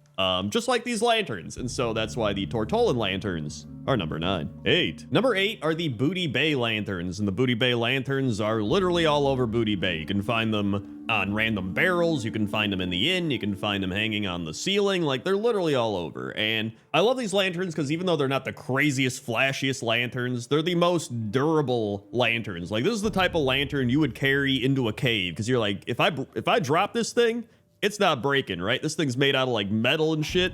It is phenomenal. And it's also got this classic WoW vibe to it. You know, it's got that old low polygon type of vibe where there's not a lot of rounded edges, just very jagged, and the actual lantern part is like wallpapered onto the lantern. I don't know, but there's something really cozy and nostalgic about that as well. Probably because it brings me back to the early 2000s of playing, you know, 2005 World of Warcraft, you know what I mean? But on top of that, it actually really fits the setting of Booty Bay, and so that's why I decided to put these lanterns at number 8. 7. Number 7 are the Gilneas Lanterns, and these lanterns are, as you can imagine, located all over Gilneas. And what I like about these lanterns is they're just kind of basic, right? Like, they're just candles inside of a container thing, but I love the glow that they give off. I love the, I don't know what you'd call the actual container, like a vase, or I guess you could just call it a container. I don't know. Never mind. I looked it up and it's called a globe. It says here that the glass form that enclosed the combustion chamber of the lantern is called a globe. Globe is in like the earth that spins around on a little thing, not like glow. I think it kind of sounds like I'm saying glow.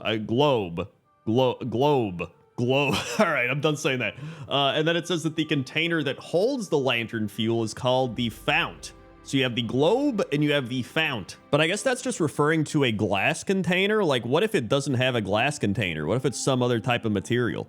I have no idea. Either way, these are really cool. I like these lanterns. They fit the aesthetic of Gilneas, and they're pretty cool. So that's why I decided to put them at number 7. 6. Number 6 are the lanterns located at the Utgard Keep in the Howling Fjord. And I love these lanterns because they have this cool dragon thing that's holding them up. So that is taken into account here when I was considering these lanterns. You got the big dragon head made out of wood, and then it's holding up the chain, which is holding up the lantern. And this is one of those things I just mentioned. Like, what is the outside of this lantern called? There's no glass on this lantern. It's all just metal. So would this big metal part of the lantern be called a globe still, or would it just be something else? I have no idea, but it looks cool, right? Also, the main reason I found these lanterns was because I keep running the Utgard Pinnacle trying to get the blue Proto Drake, which I'm almost at 500 attempts. By the time I upload this video, I'll probably be over 500 attempts. Easily the most I have farmed a mount in this game, so post a comment down in the comments section for the most amount of attempts you've had farming a mount. I'm hoping that I don't have too many more, but we're already close to 500. So either way, these are cool lanterns, and that's why they're number 6. 5. Number 5 are the lanterns located all over Valdrakken and the Dragon Isles. And the main reason I love these lanterns is the glass. Like, I love the crystallized glass look. If you look really closely, you can see it's like little ridged pieces of glass that all form this globe that surrounds the flame. I just think that's pretty sick. The flame itself is also really cool. You got the little top part, which kind of reminds me of a roof. It's almost like this lantern has a roof on top of it with little stone markings, and then you've got the little jewelry type of pieces just hanging off those roof bits. So just a really cool, unique lantern, and I think it's something that a lot of people missed while looking around Valdrakken. Also, a quick shout out, honorable mention to the Lunar Festival lanterns, which I thought we didn't record in time for this video because it went away, but then it turns out it's still there in Classic WoW, which I learned today while leveling my hardcore shaman, and these are just some cool festival-looking lanterns. So that's why the Valdrakken and Lunar Festival lanterns are number 5. 4. Number 4 are the Night Elf lanterns located at numerous Val'Sharah locations and pretty much a bunch of Night Elf locations throughout the game. And as you can see there, they got this little Hearthstone swirl in the middle of that lantern, and I think that's what's giving off the glow. I just think that looks really cool. The blue and the purple all kind of together, and then the top of the lantern has this kind of roof to it, right? It's got these little leaves on these pieces of wood. And it's a really cool lantern. Like, it's something that looks like it was designed with an artistic style in mind. You know what I mean? Like, some lanterns are like, make it so that it lights up the area, which is the purpose of a lantern. You know, that's a fair enough purpose for it. But this one looks like it actually had some design put into it. You know what I mean? Like the little leaves and the swirls and all the little, parts of it. Like, it just looks really nice. There's also the version of the lantern that's in the Emerald Nightmare area. So it's just very red. It's just a very red version of the lantern, but it still looks cool. It's like a different skin of the lantern. But yeah, I like these lanterns quite a bit. They remind me of almost mini houses in a way. And I like them. So that's why I decided to put them at number 4. 3. Number 3 are the lanterns at the Temple of the White Tiger in the Kunlai Summit. And these are these big, kind of chunky, metallic lanterns that are just hanging all over the temple grounds. And they've got these big flames coming up from the center of the lantern. And they're just really cool lanterns. I know I keep saying that. That's like my favorite word of the day, is just like, these are cool. These are cool. This is cool. But they are cool, all right? Everything is cool. So what if I'm overusing the word? There's also some other lanterns here, but I wasn't really sure if these were actually lanterns. They look more like incense being given off. You know what I mean? They got like some sticks in there, and it looks like a bunch of smells or steam is coming out of here. Maybe it's, I don't know. It just seemed these are more like incense stick type of things, but they're in lantern-esque containers. So I was like, hey, you know what? For this series, that's good enough for me.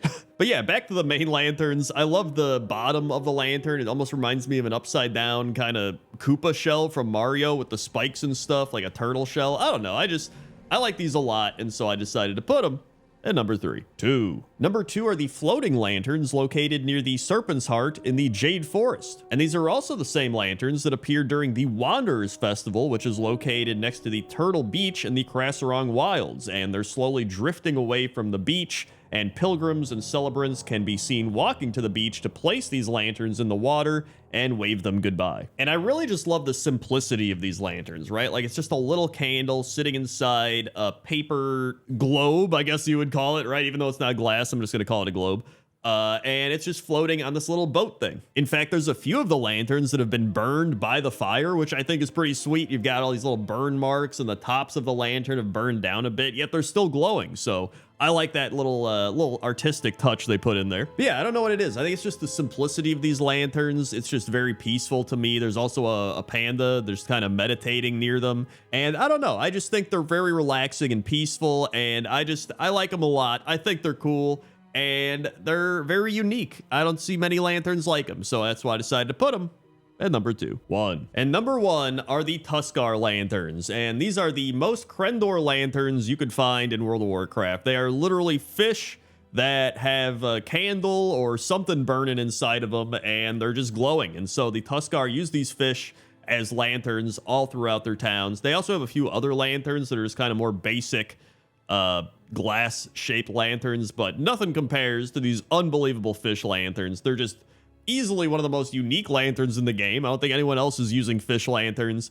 They're just cool. They stand out. There's these otters that are actually looking at the lanterns. I don't even know if that's intended, but a lot of the otters just look like they're actually staring at the lantern or something. I don't know. Maybe they think it's food. Maybe they want to eat the lantern. They also hang the lanterns on the big turtle boats along with the other little glass ball lanterns. So they use a mixture of the lanterns. Maybe they run out of fish and they just want to use the other lanterns to mix it up. But either way, these are the best lanterns in the game. I love these, and that's why I decided to put them at number 1.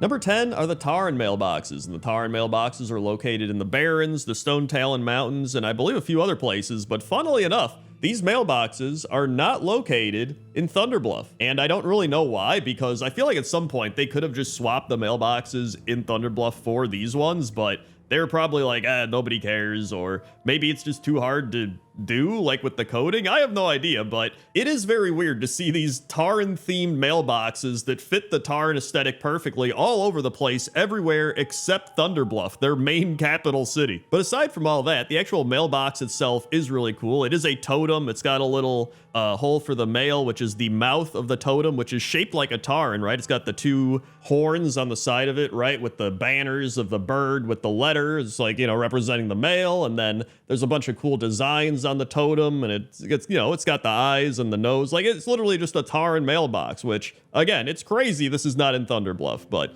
either way, it's a cool mailbox, and that's why it's number 10. Number 9 are the mailboxes located at Gadgetson, Everlook, and Area 52, as well as a few other places, but I love these mailboxes because they're just kind of goofy, right? They seem very Goblin Gnome engineering based, and they're just these metal mailboxes that look like, whatever, but they have a letter attached to them on a spring. And I really just love how the letter bounces back and forth, because you would think it would be like boing, boing, boing, boing, but it's just like boop, boop, boop, boop, boop, boop, boop, boop.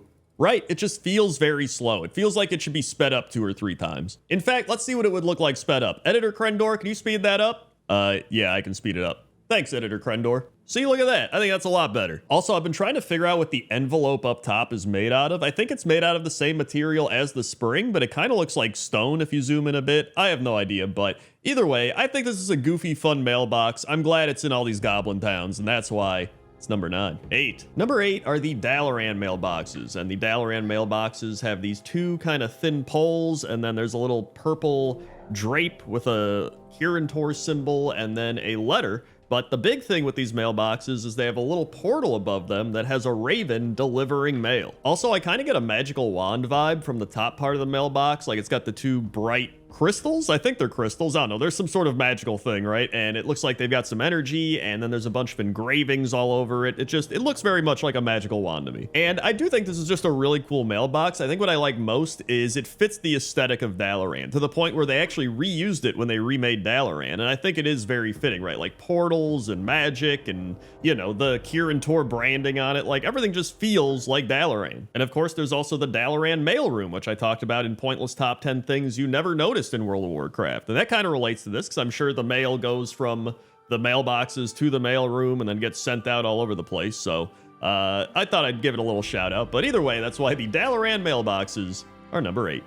Number 7 are the mailboxes in Aj-Kahet, and these are really unique mailboxes. They're like these obelisk mailboxes, and they got a little you know, they got a little banner that has a picture of an envelope letter on it. But the big thing is they have a bunch of scrolls that you stick into the mailbox slots. But there's also a bunch of scrolls that are just scattered about. So I don't know if the people that run the mail here just don't care. Maybe they're not very organized. They're just like, whatever. And I do also think it's funny that everything here is a form of a scroll, right? But they've hung the banner with an actual envelope on it. So I don't know if, like, you know, the Horde and the Alliance came to him like, listen, we know you use scrolls here, but you're going to put an envelope on your mailbox so that everybody knows what we're talking about, all right? And they're just like, but we use scrolls. And they're like, you're putting an envelope on there, all right? But aside from all that, this is a really cool, unique type of mailbox. There's nothing else really like it in the game. And if there is, I missed it. So that's why the Ajkahet mailbox is number 7. 6. Number 6 are the Volparen mailboxes, and the Volparen mailboxes are located in numerous spots where the Volparen are in Vol'dun. And I think my favorite part about these mailboxes is actually just the vulture up top that's like sitting on top of a little perch thing guarding the mailbox. So if you try to steal any mail, he's gonna probably just beat you up or peck you with his beak or something. I don't know. Also, just like the Ajkahet mailbox, we have a picture of an envelope or a letter that's hanging on this mailbox, but most of the mail that's gathered up is just scrolls.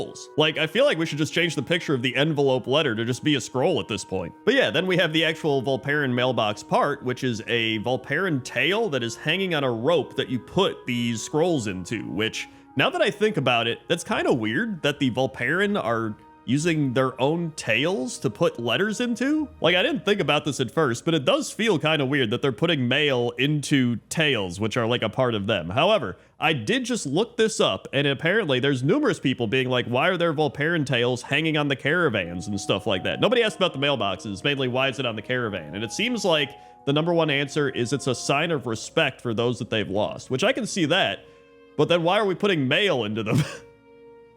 I don't know. Either way, I think they're pretty cool still, so that's why they're number 6. 5. Number 5 are the Amirdrasil mailboxes, and I really like these mailboxes because they're very unique. So the base of the mailbox is just a tree. It's like a little tree that's wrapping around this, I don't know what you would call it, like a little house. It almost looks like a little house. It's got like this metal framing all over and then dragon scale shingles up top. And then it's got like a door on the front, like this wood paneling, and then it's got a little mail slot. And then on top of all that, there's like necklaces and jewelry hanging off of this mailbox. And then there's obviously the engraving of a letter or envelope on the wood paneling door. And then up top, it looks like there's some fancy metallic version of a modern deconstructed take on an envelope. But yeah, I think what I like so much about this as well is it's combining two worlds. Like, we have Amirdrasil, we have the Night Elves and nature and the trees and stuff like that, but we also have the Dragon Isles. And so we have like this Dragon Isle aesthetic meets this Night Elf aesthetic. And so it's like they both came together to just create their own cool version of a mailbox. Just like the same way it's like fusion food, right? Like two cultures get together and just create some cool food. They did that, but with a mailbox. And so that's why the Amirdrasil mailbox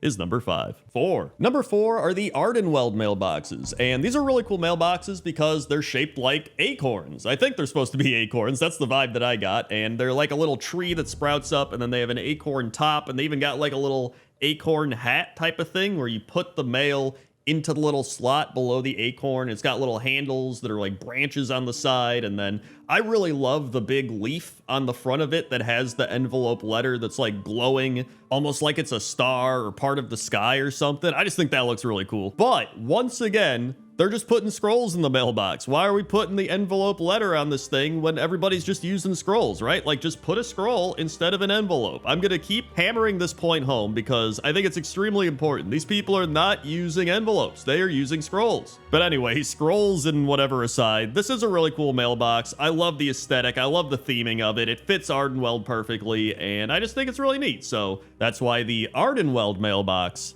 is number 4. 3. Number 3 are the High Mountain Tauren mailboxes, located in, you guessed it, High Mountain. And to me, these are just really updated, cool versions of the previous Tauren mailboxes that I mentioned because, you know, they're still using that totem pole style with the mailbox, but they're sitting on a rock. And then they have these big wooden antlers coming out of the sides of it as well. And then the antlers got these little banners showing the envelope or letter. And I really do love the aesthetic and the theming of these mailboxes to fit High Mountain. Like when you see this mailbox, you instantly will think that's a High Mountain mailbox, right? Like you see the totem, you see the antlers, you see the rock base, and you just go, oh yeah, that's probably High Mountain, right? And I think that's one of the things that bothers me about the initial Tarn mailboxes not being in Thunderbluff. I'm a big aesthetic and, theme person, right? And so I'm like, this belongs in Thunderbluff. Why is this not here? And so the fact that the High Mountain Tarn mailboxes are in their major cities and all over the place, I'm like, hey, you know what? Good job, High Mountain Tarn. The mailboxes are cool. They're themed well. They fit the style, and that's perfect. And so that's why the High Mountain Tarn mailboxes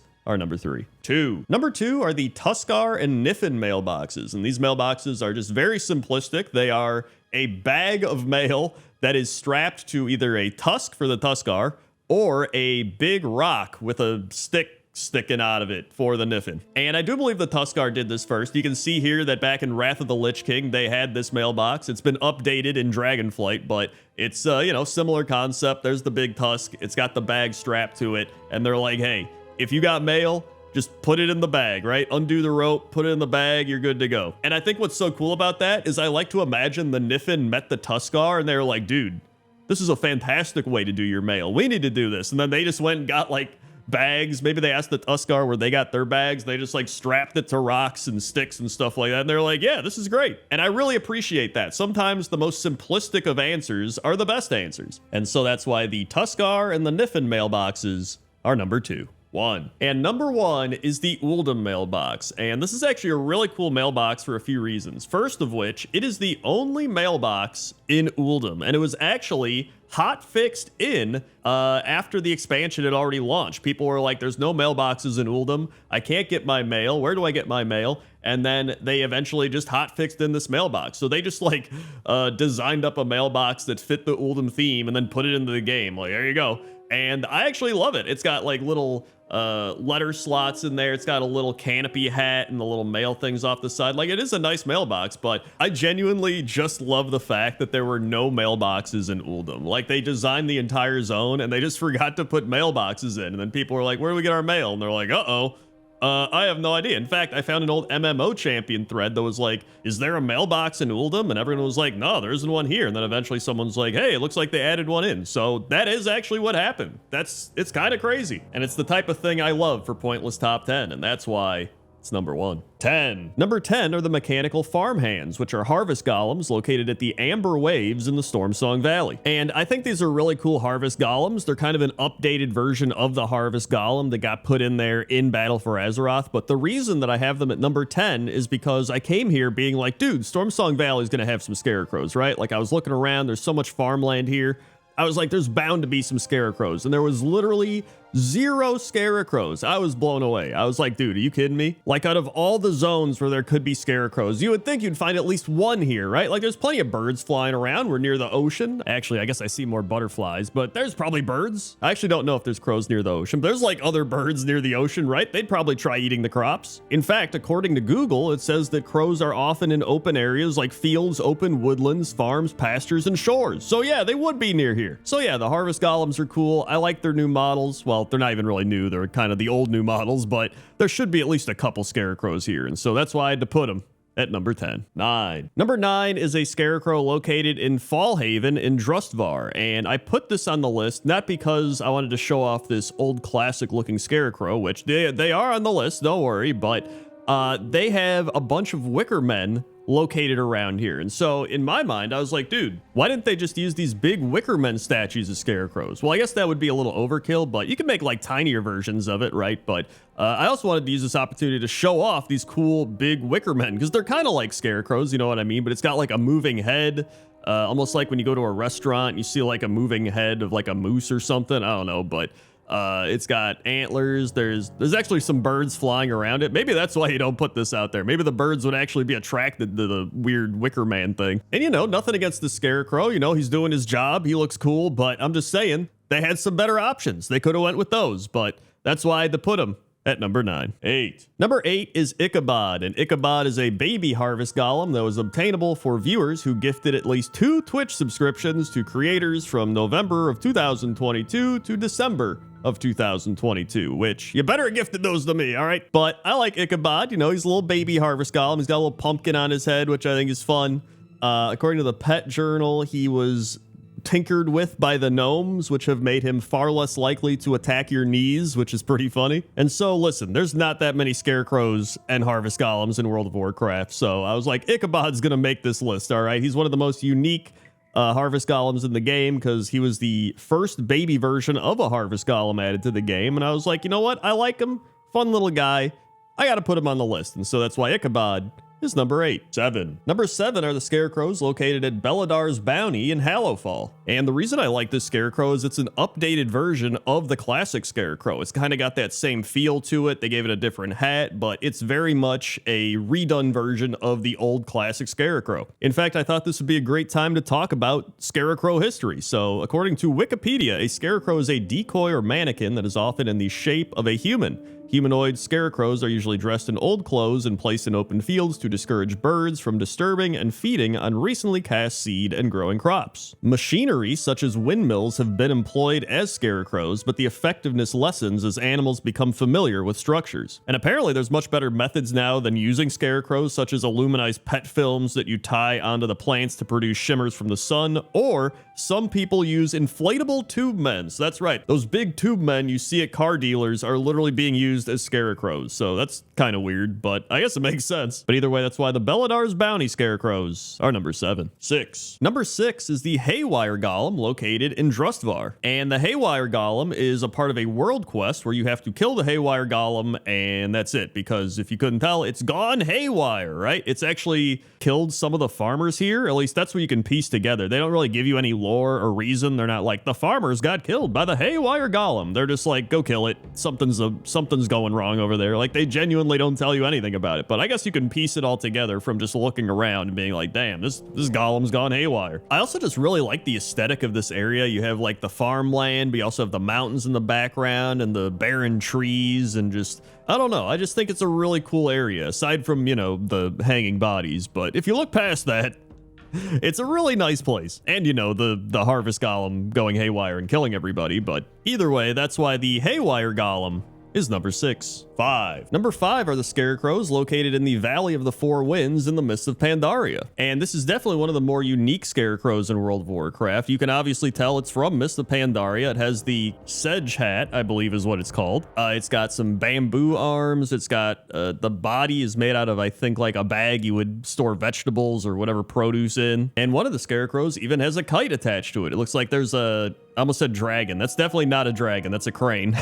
It has a crane attached to it. At least I'm pretty sure that's a crane. And obviously there's plenty of these scarecrows all around because the Valley of the Four Winds is loaded with farms and farmland, and there's plenty of birds flying around as well, so they gotta keep those birds away. So I like Mist of Pandaria, I like the Valley of the Four Winds, and I like these scarecrows, so that's why I put them at number 5. 4. Number 4 is the Arakoa Scarecrow located next to the Void-Touched Pumpkins in the Shadow Moon Valley. And I'm so happy we finally got a scarecrow that isn't just kind of a generic, you know, human-looking scarecrow. Like, we actually have an Arakoa Scarecrow, dude. I love this. And I remember I was flying around Spires of Iraq and I saw these bird statue scarecrow-looking things, and I was like, dude, it would be so cool if they used these as scarecrows. These would be the perfect scarecrows, but I couldn't find any. It was just kind of like shrines and stuff like that. Like, you can see right there's a bunch of them in the Spires of Iraq just sitting around, and I was like, I think that'd be so cool. And then I fly over to Shadow Moon Valley and I see this and I was like, there it is. I love it. I'm so happy we actually have it. It's kind of ironic because it's like a bird scarecrow to chase away the birds, you know what I mean? And so yeah,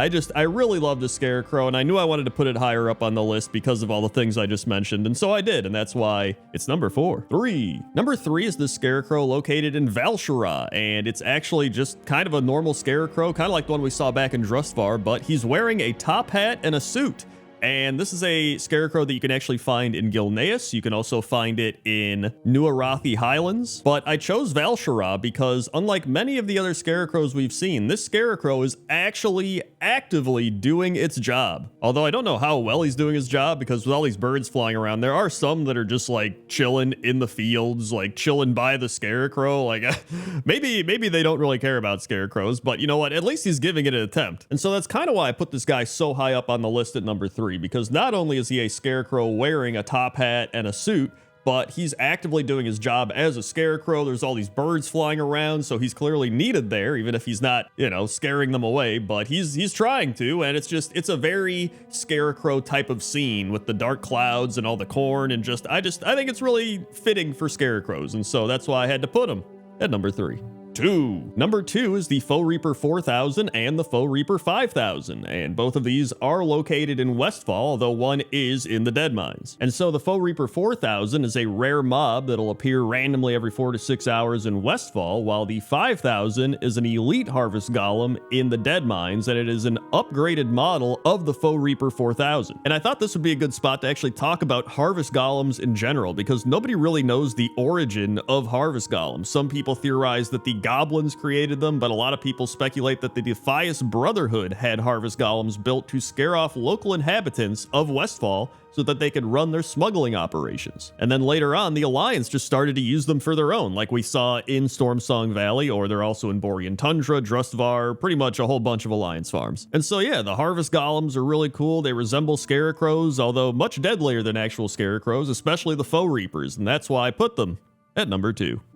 And number 1 is the classic World of Warcraft Scarecrow. This is the one you see in Westfall. You see it all over the places of classic World of Warcraft, Elwyn Forest, Arathi Highlands, Duskwood, it's all over. And he's just got some raggedy clothes with a pumpkin head and a hat. And even if it's not the most appealing scarecrow, I think it really is the embodiment of a scarecrow, especially with the pumpkin head. And I'd also include the Westfall Harvest Golems here because they are probably the most well-known Harvest Golems in the game. These are the harvest golems you would see leveling up your Alliance characters at like level 12 or whatever it is, so I'd also include them as a part of this at number 1. And like I mentioned previously, you know, this is the most common scarecrow in World of Warcraft, to the point where you can see this used in like Battle for Azeroth, and so they finally updated the scarecrow in the War Within, and it definitely was time for an update, but I still appreciate the old one and the harvest golems, and so that's why they're number 1. Number 10 is the Twisting Nether Shipwreck, and this is a shipwreck located between Hellfire Peninsula and Netherstorm. And at first you see the shipwreck and you're like, okay, whatever, it's just some random scenery they put out there on the rocks, right? But it's actually a bit of an Easter egg. So according to hiddenazeroth.com, which is a great website by the way, Kirinvar Village is an Alliance port city that was badly damaged when Ner'zhul sundered Draenor, thrusting parts of it into the Twisting Nether.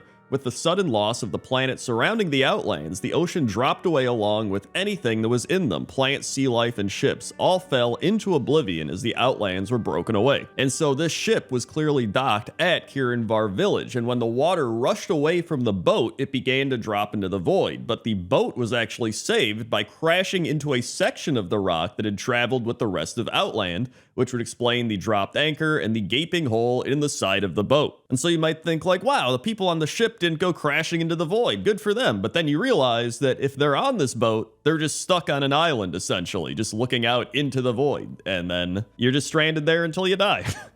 Which probably happened to this skeleton man. And so honestly, I think this is actually one of the coolest shipwrecks in the game, but I put it at number 10 because 9.5 years ago when I made the first Pointless Top 10 shipwrecks, it was like one of the first Pointless Top 10s I ever made, I didn't even put this on the list. And I was like, you know what? In honor of that, I'm going to put this ship at number 10. Because even if people click off the video right now and they're like, this video sucks, at least they got to learn about a cool shipwreck. And that's why it's number 10. Number 9 is the Ruined Reaches shipwreck, which is located along the southern coast of Azshara. And what I love about this shipwreck is the amount of moss that has taken over this ship. It's like covered in moss. And it's one of the things that I haven't really seen in any other shipwreck in World of Warcraft. There's a lot of ships wrecked like this one, but this one specifically just has so much moss on it, and I just love that about it. Actually, would that be algae? Maybe it's algae. I don't know. Let's look this up. Alright, so there's quite a few differences, but it does seem that algae grows under the water, while moss typically grows on land, on like rocks and trees and stuff. So this boat is actually covered in algae, most likely. I goofed it. But yeah, that's pretty much it. I just like this shipwreck because it's covered in algae. And there's actually one of the houses over there that's in Pointless Top 10 Houses in the middle of nowhere. Look at that. Small world. And that's why the Ruined Reaches shipwreck is number 9. 8. Number 8 is Trade Prince Gallywix's yacht that crashed along the shipwrecked shore on the Lost Isles. So if you make a new goblin character and do all the quests around Kazan at Bilgewater Port, you eventually get to a point where Deathwing causes the volcano to erupt and everybody has to evacuate. That's when Bobby Kotick, Trade Prince Gallywix, offers his yacht up to people for a price to escape the island. Then while out at sea, an Alliance vessel attacks and sinks the yacht and it crashes into the Lost Isles. And so I picked this shipwreck for a few reasons. Number 1 is I actually do like the giant goblin head on the front of the yacht. I think it's pretty cool. Number 2 is that this is literally an entire area named after a shipwreck. This is the shipwreck shore. How could I not include an area named the Shipwreck Shore in a video about shipwrecks? And finally, this is a pretty massive shipwreck that occurred. There's parts still out in the water, there's goblins and inner tubes out there waiting to be rescued. Like, it's pretty crazy. And so for all those reasons, that's why the Gallywix yacht shipwreck is number 8. 7. Number 7 are the Fogcliff Strand shipwrecks, and these shipwrecks are cool because they are caused by sirens. So according to the WoW wiki, Fogcliff Strand is a siren-infested stretch of coast on the northern bank of Tiragard Sound. A trading convoy captained by Henry Hardwick tried to take a detour through the area and ended up running around, with many of the sailors subsequently falling victim to the siren's song. The remaining survivors camp at the 2 main shipwrecks, one in the southwest and one at the flagship in the southeast. And I'm not gonna lie, I initially picked this place because I was like, oh, this is cool. It's like foggy, so the ships must have just crashed in the fog. And then I remembered, like, oh wait, isn't there a quest here with sirens? And then I was like, oh yeah, there's the sirens. So like, it's actually a bit of both, right? It's probably foggy and they hear the sirens, but what ends up happening is Henry asks the adventurers to clear the sailors' minds with a stein of grog that you hold up under their nose, and then it breaks the enchantment and they turn friendly and run away. But otherwise, they try to fight you and you might have to fight them back. But overall, it's a cool area with a lot of little details around and some mythological lore behind it. So that's why the Fogcliff Strand shipwrecks are number 7. 6. Number 6 are the Salty Kraken shipwrecks, and the Salty Kraken shipwrecks are more about the Salty Kraken himself than the shipwrecks. I will say the shipwrecks do look pretty cool, but the Salty Kraken is apparently located in 3 areas. There's one in High Mountain, one in Stormheim, and one just out in the open water, I believe near Dalaran. But from what I read on Wowhead, killing this thing seems to be 100% pointless, so I already love it. It's not associated with any achievements, it doesn't fight back, it doesn't reset when you surface for air, it doesn't drop loot, and it doesn't seem to have a death animation. So already I was like, dude, I gotta put this guy in the list. He probably watches every single Pointless Top 10, without a doubt. And like I said, the shipwreck's pretty cool as well. It's, it's a ship. It's wrecked. I don't know what else there is about it. There's some stuff growing on it. Algae. We did learn about algae earlier, and look, there's more algae. So for all those reasons, the Salty Kraken shipwreck is number 6. 5. Number 5 is this shipwrecked burning ship above the water in the fjord of the Howling Fjord. And I don't really know the purpose of this. I don't know if it's like to show people coming into the fjord, like, hey, watch out, or I don't know if it's been recently burned or if it's been burning. I mean, listen, it's been burning for a decade at this point, right? It's been burning for over a decade.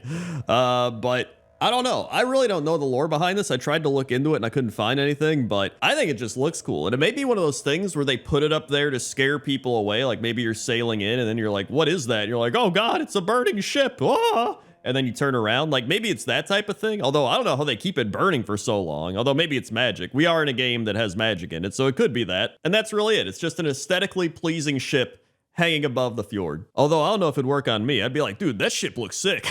You know what I mean? So either way, it's a cool ship and it's wrecked. And that's why it's number 5. 4. Number 4 is the Forgotten Shore. And no, I didn't do that because it rhymed, but it did work out. The Forgotten Shore is located on the far southeast edge of Dragonblight and is perpetually shrouded with mist. The natural bay is choked with the disintegrating wrecks of ships, the sands littered with shattered wind-worn wood, and many ghosts wandering aimlessly. And so the lore behind this place is that Arthas wanted to kill Mal'Ganis, and he was like, we need to kill him. And then his dad was like, no, you're coming back home, Arthas. You got to get out of that Northrend place. It sucks. And he was like, no, we have to stay here. And so he's like, all right, we need to get rid of the ships so we go home on. So he hired these mercenaries, and he's like, hey, you guys want to come burn some ships? And they're like, yeah, all right.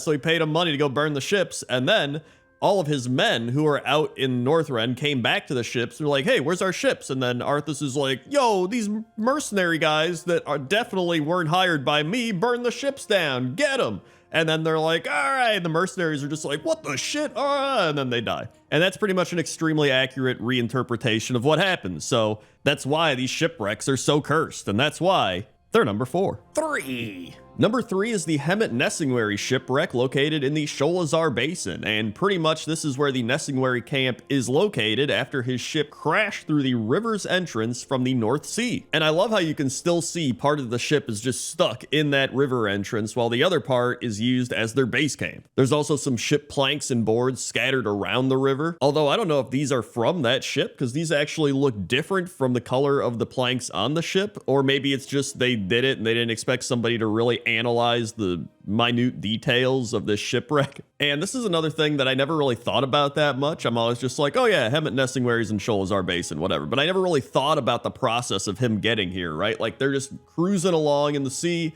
and then they're like, hey, turn into there, go into that river. And they go into the river entrance, and it's just like, and their ship just crashes, and it just breaks apart, and they're like, I guess we're here now. And so for all those reasons, that's why the Hemet Nessingwary shipwreck is number 3. 2. Number 2 are the Caverns of Time shipwrecks. And listen, I love the Caverns of Time. It's one of my favorite places in the game. I've put it in so many pointless top 10s, and this is no exception. There are both shipwrecks on the inside of the Caverns of Time and on the outside of the Caverns of Time. So there's shipwrecks all over this place.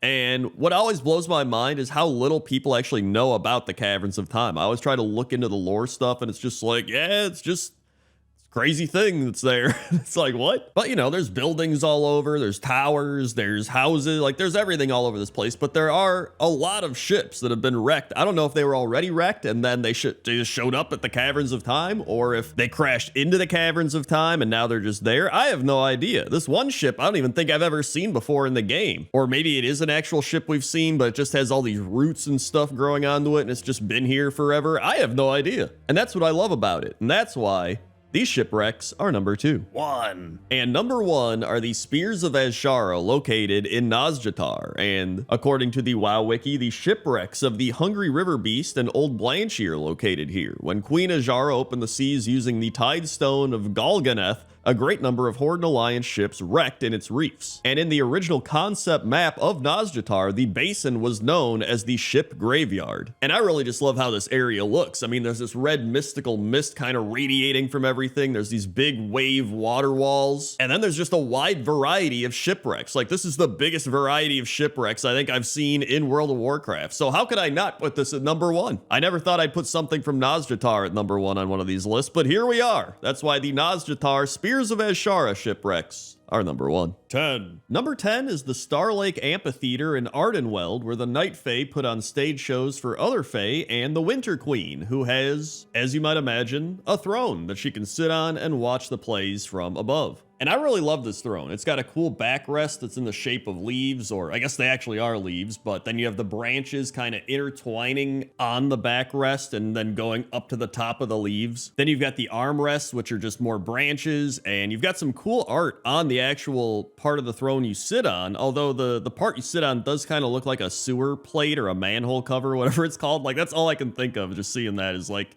it's gonna open up and a Ninja Turtle comes out or something. But the actual tree stump that you sit on has a cool like star fairy pattern or something on it, and the branches got some cool swirls and stuff. And there's even a little bug friend guy that's just chilling there. Also, this throne is actually gigantic, as you can see with my dwarf sitting up there for scale. But I love the aesthetic of this place, I love the area, and I actually really enjoyed this part of the Shadowlands where they put on all the plays. It was probably one of my favorite parts from Shadowlands out of all the 4 things that I liked about it. So that's why it's number 10. 9. Number 9 is the seat of Korlok in Ashran, and I never thought I'd be putting something from Ashran on this list, but this is actually a cool throne. This is where Korlok, the Ogre King, waits for players of either faction to prove themselves worthy of his aid in battle by defeating his bodyguards Mukmaraz and Galdun Farak. Also, according to Wowpedia, an early map of Ashran shows this area named the King's Throne, and during the beta, it was known as the Throne of the Ogre King, so then they changed changed it eventually to Seat of Corlock. But I really like this place because I love the aesthetic. I love the stone walls. I love the tapestry hanging from the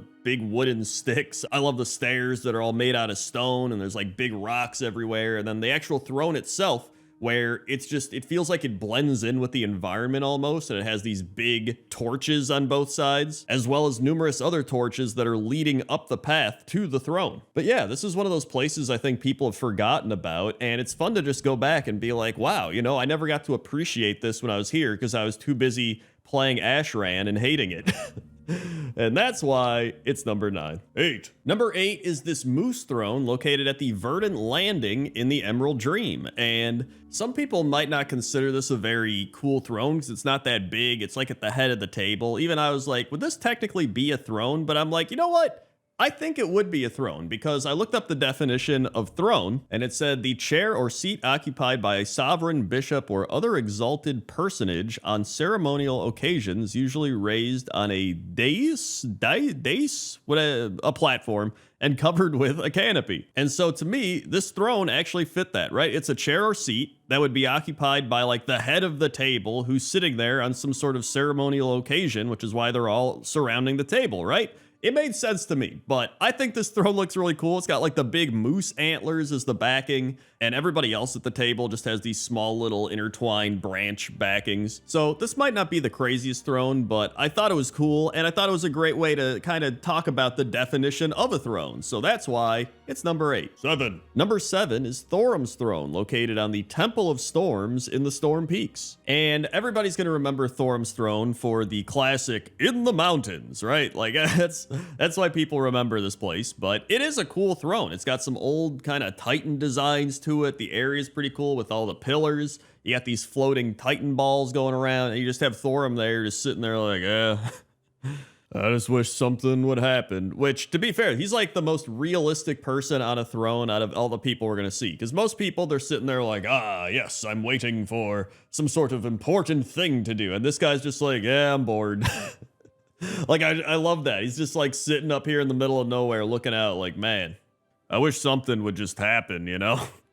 In the mountains. However, I do think it would be pretty cool to sit up here and look out over the landscape, but it probably would get boring after a while, and that's why it's number 7. 6. Number 6 is the throne located in the Lordaeron throne room, which is where King Taranis Menethil was assassinated by Arthas. And this is where everybody always talks about hearing the voices, where if it's quiet and you just hear like, Arthas, what are you doing? Like it plays the Warcraft 3 audio and everything, but when you take a look at the actual throne, it's pretty cool. It's got these chains or ropes kind of intertwined on the seat, and then you have these big paw animal, like lion paws or something. I don't know what animal they are, but they're the paws of some animal. And then you have these gems that are kind of encrusted in the actual chair itself. And on top of all that, the actual room itself is also cool. You have all the designs on the ground for Lordaeron. You got the light shining in. You got the balconies up top with the little torches. And then you got the blue tapestry drapes or whatever they are. But overall, it's just got a lot going for it, right? You have the lore behind it. You got a cool looking throne. You have a cool throne room. So it's just all tied together. And that's why it's number 6. 5. Number 5 is the High Seat, located in Ironforge, and this is the throne room for the dwarves, where there's 3 thrones, and it currently hosts the 3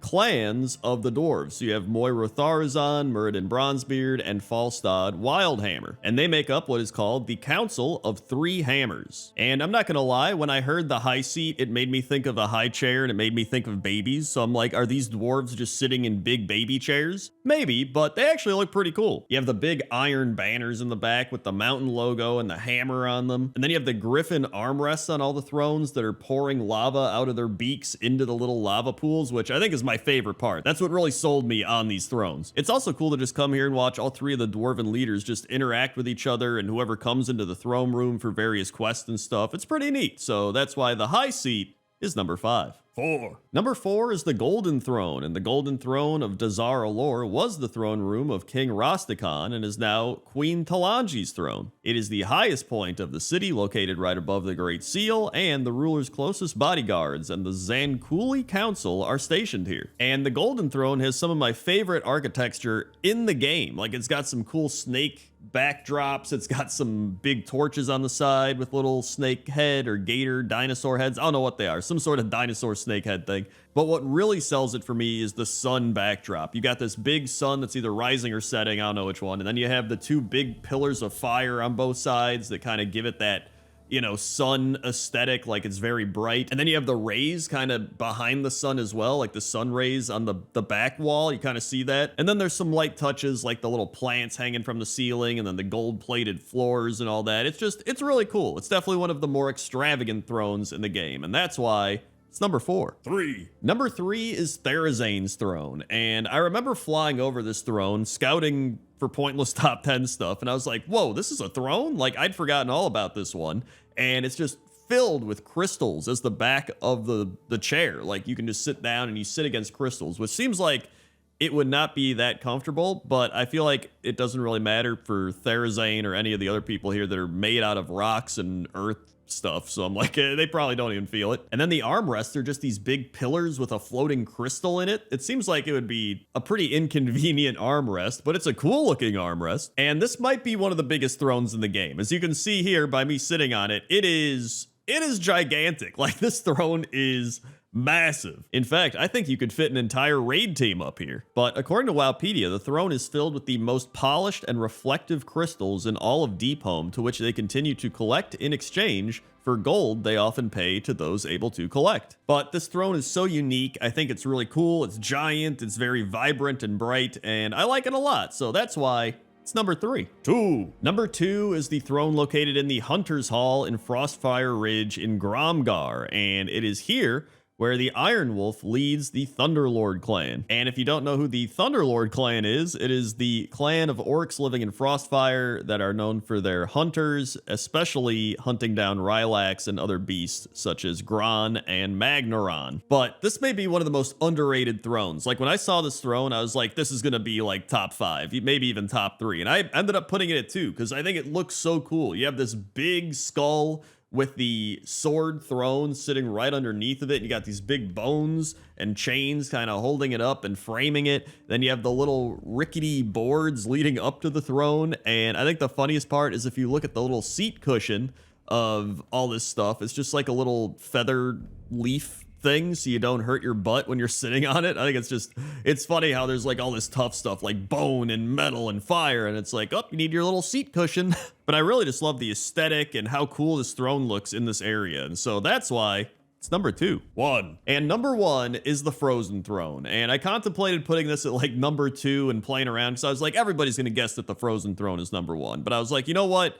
it genuinely deserves to be number 1. I mean, it holds the most notable villain in all of World of Warcraft. It's got really cool aesthetic with all the ice pillars, and it's on top of the citadel. And then you've got Bolvar, who's just sitting up there as a block of ice on the throne. And it just has such a great combination of history and lore while also being a very unique frozen ice sculpture and a throne for one of the most powerful villains in Warcraft. So like, how could I not put it at number 1? So that's why the Frozen Throne is number 1. 10. Number 10 is the fact that the Temple of Ahn'Qiraj is actually shaped like a giant scarab beetle. So if you fly all the way up into the sky and do a top-down view of the actual Temple of Ahn'Qiraj, you'll see it's actually shaped like a scarab. Like, look at that. It's got all the little legs. It's got the carapace or whatever it's called. I don't know enough about beetles, but I know that that's a thing.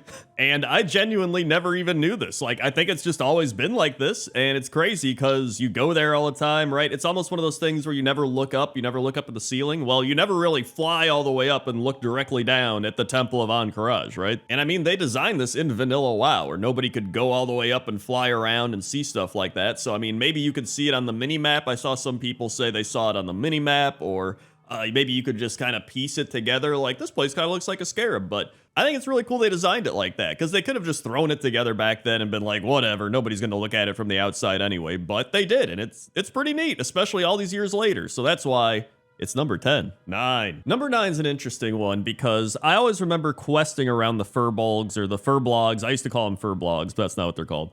And I'd always see them standing by these logs, and I was like, what are these big logs? And then I realized it's their homes, and I was like, oh, okay, that's pretty cool, but you never really got to see inside. But there is one home that allows you to look inside and see what these logs are like. So in Felpaw Village in Felwood, if you go all the way to the northwestern part of the village, there is this little area with a patio porch type of area, and it allows you to go in through the side of the house. And it's actually very cozy. There's like a soup or a stew being cooked up in the cauldron. There's some plants all around. He's got some swift thistle and like various herbs. There's a beehive. It's genuinely a cozy place. And this is a very Grizzly Hills aesthetic type of house. So I think what happened was they made the Wrath of the Lich King Furbolg areas, and then when they went to Cataclysm, when they were redoing some of this Furbolg stuff, they were like, hey, you know what? Let's just make one of these houses with the assets we already have into a Grizzly Hills type of Furbolg house. So that's what I think happened, but I love it. So that's why it's number 9. 8. Number 8 are the Gardener's Apprentices in Valdrakken, and this is kind of tucked away in an area of Valdrakken that I never really went to. So I think that's why I didn't realize this, but I love these guys. The one is this little guy who's following the other around with a rake, so he's learning how to do whatever the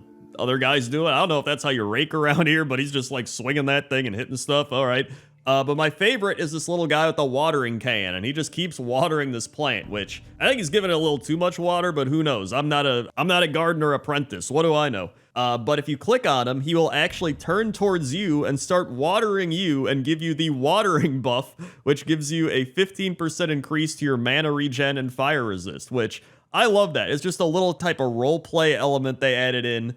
And, you know, I think a lot of people are always like, oh, they've taken roleplay elements out of WoW. But I think, you know, this shows that there's actually a lot of cool little things in WoW that I think people just don't go out of their way to find or notice. And I think it's pretty cool. So that's why the Gardener's Apprentices are number 8. 7. Number 7 is the Dalaran Mailroom. And I wanted to put this on the list because unless you played Legion or are a pet collector to go get the pet you can get from here, most people completely forgot about the Dalaran Mailroom. Or even if you did go to the Dalaran Mailroom back in the day, you've probably forgotten about it now. I know I did. I did the quest here, and I still forgot that Dalaran has a mailroom. And so this place is below Dalaran. You have to click on a letter and start a quest line, and then you click on this tube in the back of Dalaran, and it warps you down here, and there's the Postmaster, and he's in charge of sending mail to characters and retrieval of items that were not rewarded into players' inventory, usually because their inventory was full. And he uses mail elementals to sort the mail, which happens to be the pet that you can get from here. And the Postmaster's office actually has tubes for delivering mail to all of the game's continents except Draenor. So that's kind of funny. He's not sending it back in time. But yeah, this is such a cool place, and I really wanted to give it some more acknowledgement, so that's why the Dalaran Mailroom, number 7. 6. For number 6, we're staying in Dalaran for the cockroach-powered alchemy machine. That's right, you heard correctly. The cockroach-powered alchemy machine. And I don't remember this at all. Like, this was added in Legion, I believe, because this is in Legion Dalaran, and it's in the Horde area right next to the Horde Inn where you walk up the stairs.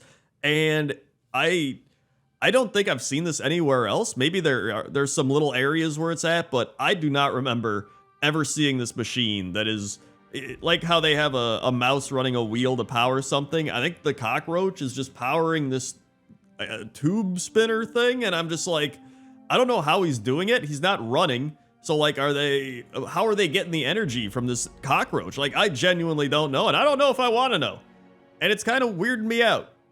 And that's why I put it on the list, and that's why it's number 6. 5. Number 5 is Dock 1 Exports, which is a store located in Borealis, which is a reference to Pier 1 Imports, which used to be a big retail chain located all over. You've probably been in one, and now they only exist online. I believe all their brick and mortar stores are closed, but I always enjoyed walking around there. They had like wacky pillows and plates and random furniture and stuff. It was cool. And so finding this place, I was like, oh yeah, I forgot this place existed in Borealis. That's pretty cool. And then I realized that there's this woman there that is bringing these dolls from the toy store across the street back over to the Dock 1 Exports, going upstairs into a bedroom and then putting the dolls into this big bed and then going away.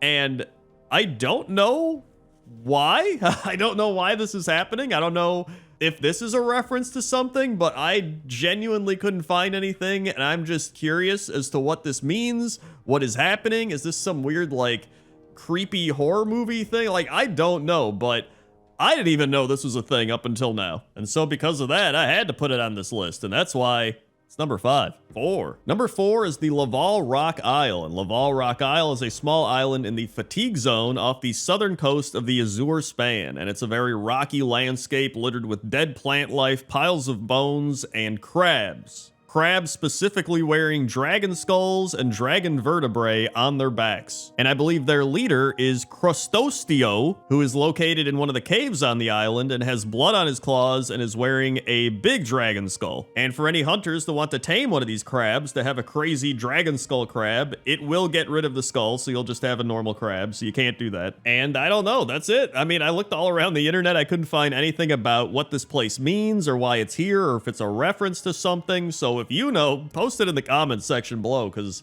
I have no idea, and it seems like most people don't, unless maybe it's just some fun thing they added in. Who knows? But that's why the Laval Rock Island is number 4.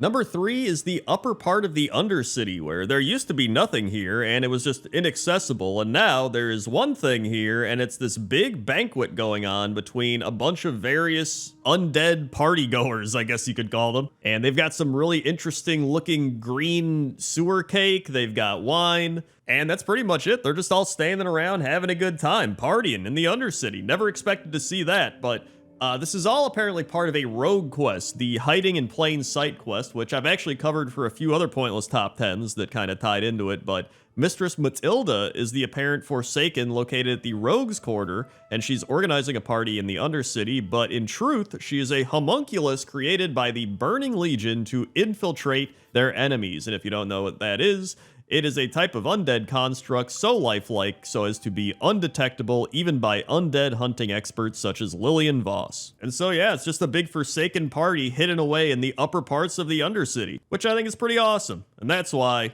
it's number 3. Number 2 is the Hidden Tanara story, and this is a cool one because there's no quests about this, there's nothing that really tells you what happened, but you can use your imagination and your mystery solving skills, if you want, to kind of figure it out for yourself. So if you go to Gadgetson and you go out one of the gates, you'll see that there's a bunch of footprints in the ground and a bunch of tracks, whether they're goblin, animals, Kodo, like whatever.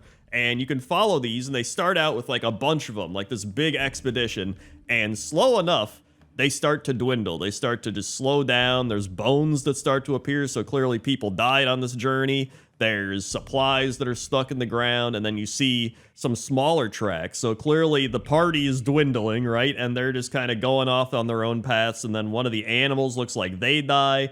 There's one where this guy is clearly by himself, and he's just like dropping his axe, then he drops his shield, and then you just see his bones there, so he's dead.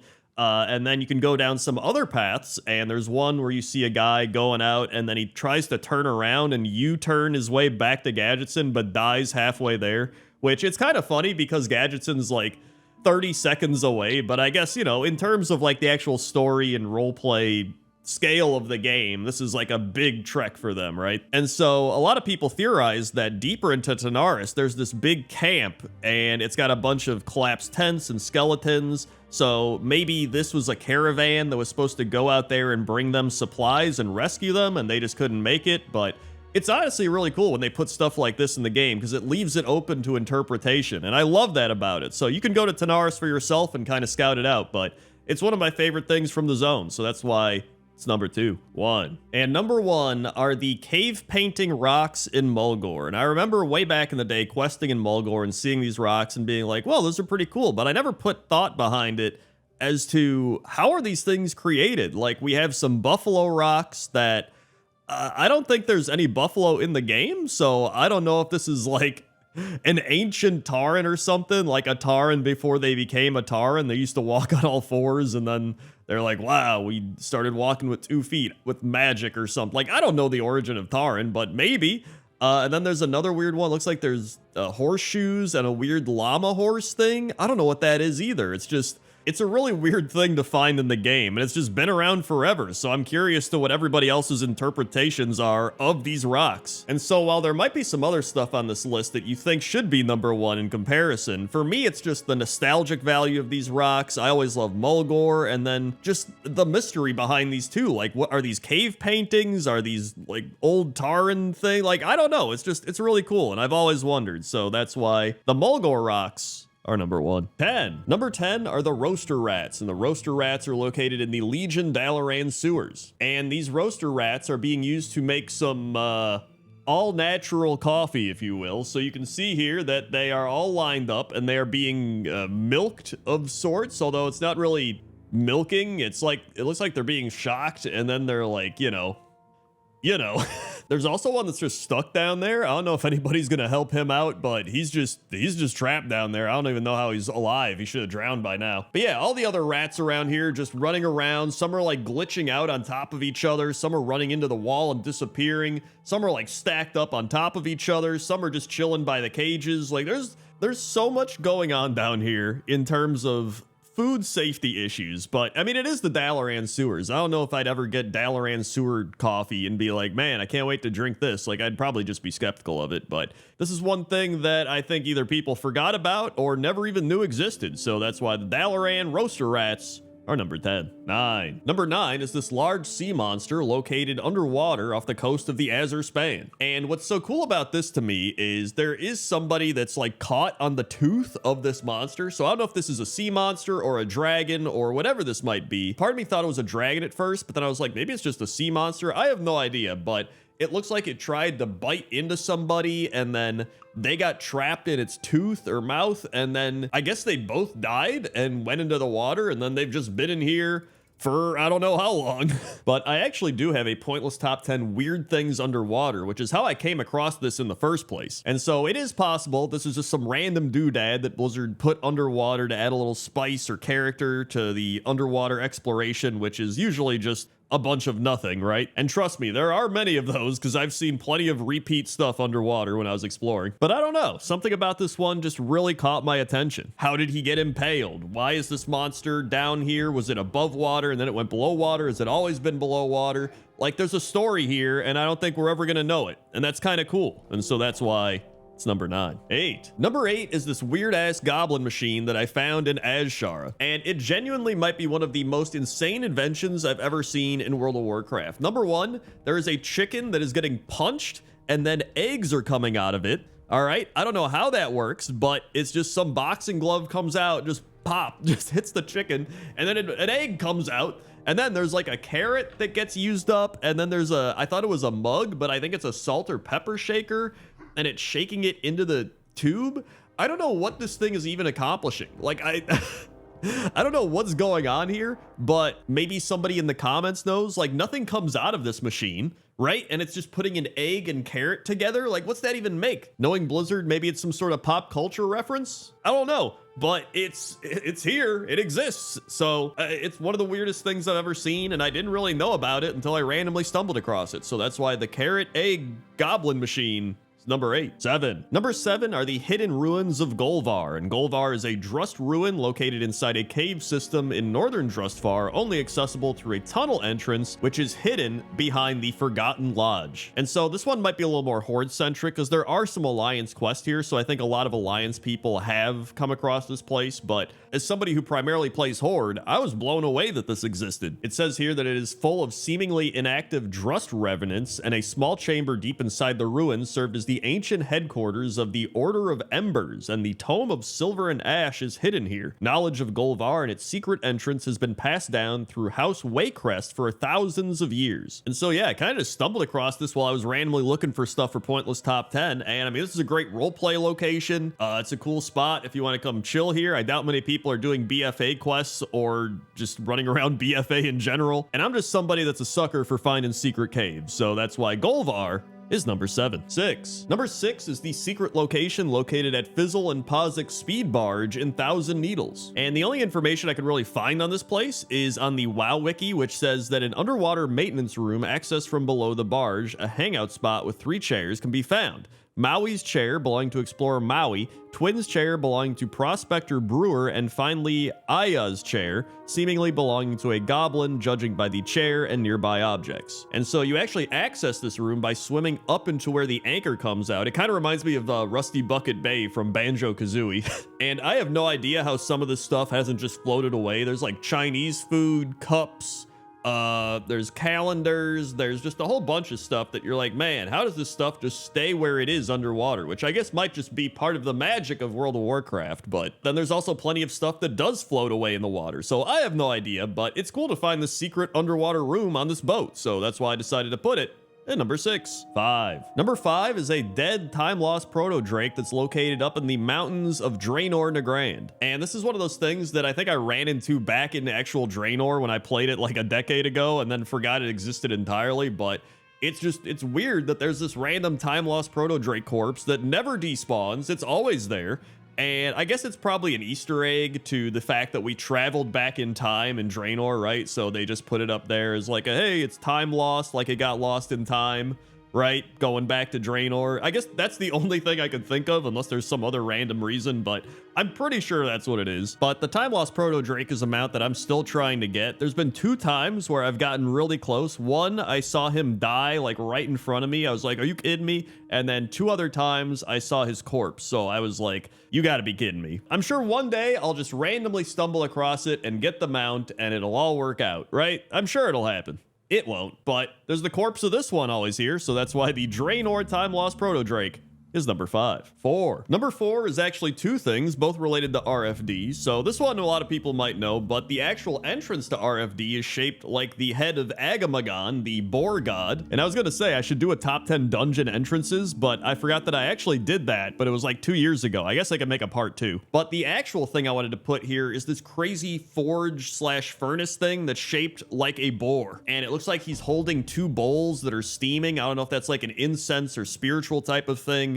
And he's got these 2 big cannon looking things on the side. I don't know what they are. And then he's got his large tusks, and you've got his, chest on display there. And then there's the firewood underneath him. It's just, I've always just thought this was one of the coolest things that they've designed, especially in classic WoW. Like I think it's so cool in RFD. And a lot of times I don't even think people notice it because they're just running around doing the boss fights and everything. But if you actually look over here and look up and analyze this crazy Quillbore furnace forge thing, it's pretty cool. And so that's why I decided to put it at number 4. 3. Number 3 are the Caverns of Consumption, and the Caverns of Consumption are a secret area on the northernmost point of the coast of Winterspring, and this is actually where the Sun Darter hatchling pet can be found by those who can bypass the puzzles within. And so I personally do not have the Sun Darter hatchling. I might get it after this, but there's 16 different steps to acquire the Sun Darter hatchling, which was added in Legion. And so as you can see here, if you do not know any of these steps and you randomly show up here, you will be silenced, and there's this big wall of fire that you can't get past. And obviously once you put everything together and figure out the secrets, you're able to get past this and not be silenced. But the reason I put this so high up on the list is this feels like such a surreal area to me. You know what I mean? Like we have Winterspring and there's Moonglade over there, and this feels like the edge of Kalimdor, right? But then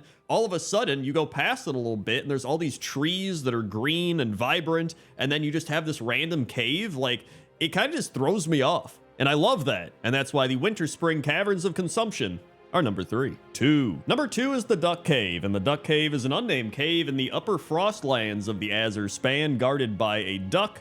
And mages can actually blink through the wall, where you will be met by numerous other ducks and the one and only Millhouse and Maleficent Manastorm. And so I'm sure in Dragonflight, plenty of people saw this and were like, why is this duck standing up here in front of a bunch of rocks? Whatever. But like I said, it turns out if you're a mage, you can blink through and you'll gain access to the Duck Cave, where you learn Polymorph Duck, and you get to talk to Millhouse Manastorm, who says, yeah, you found my super secret lair. You want a medal or something? I'd watch where I step if I were you. These ducks are real slobs. And then on the other side, you have Maleficent Manastorm, who is creating some sort of robot duck army. And when you ask Millhouse about it, he's just like, who knows? Your guess is as good as mine, but it's probably something to do with robots, like always. And so yeah, this place really has everything. It's got ducks, it's got Polymorph Duck, it's got Millhouse and Maleficent Manastorm, it's got robot ducks, and it's just hidden away in the Azure Span. So for all those reasons, that's why I had to put it at number 2. 1. And number 1 is in Darkshire and Westfall, and this one actually blew my mind. I've never seen this or heard about this ever. So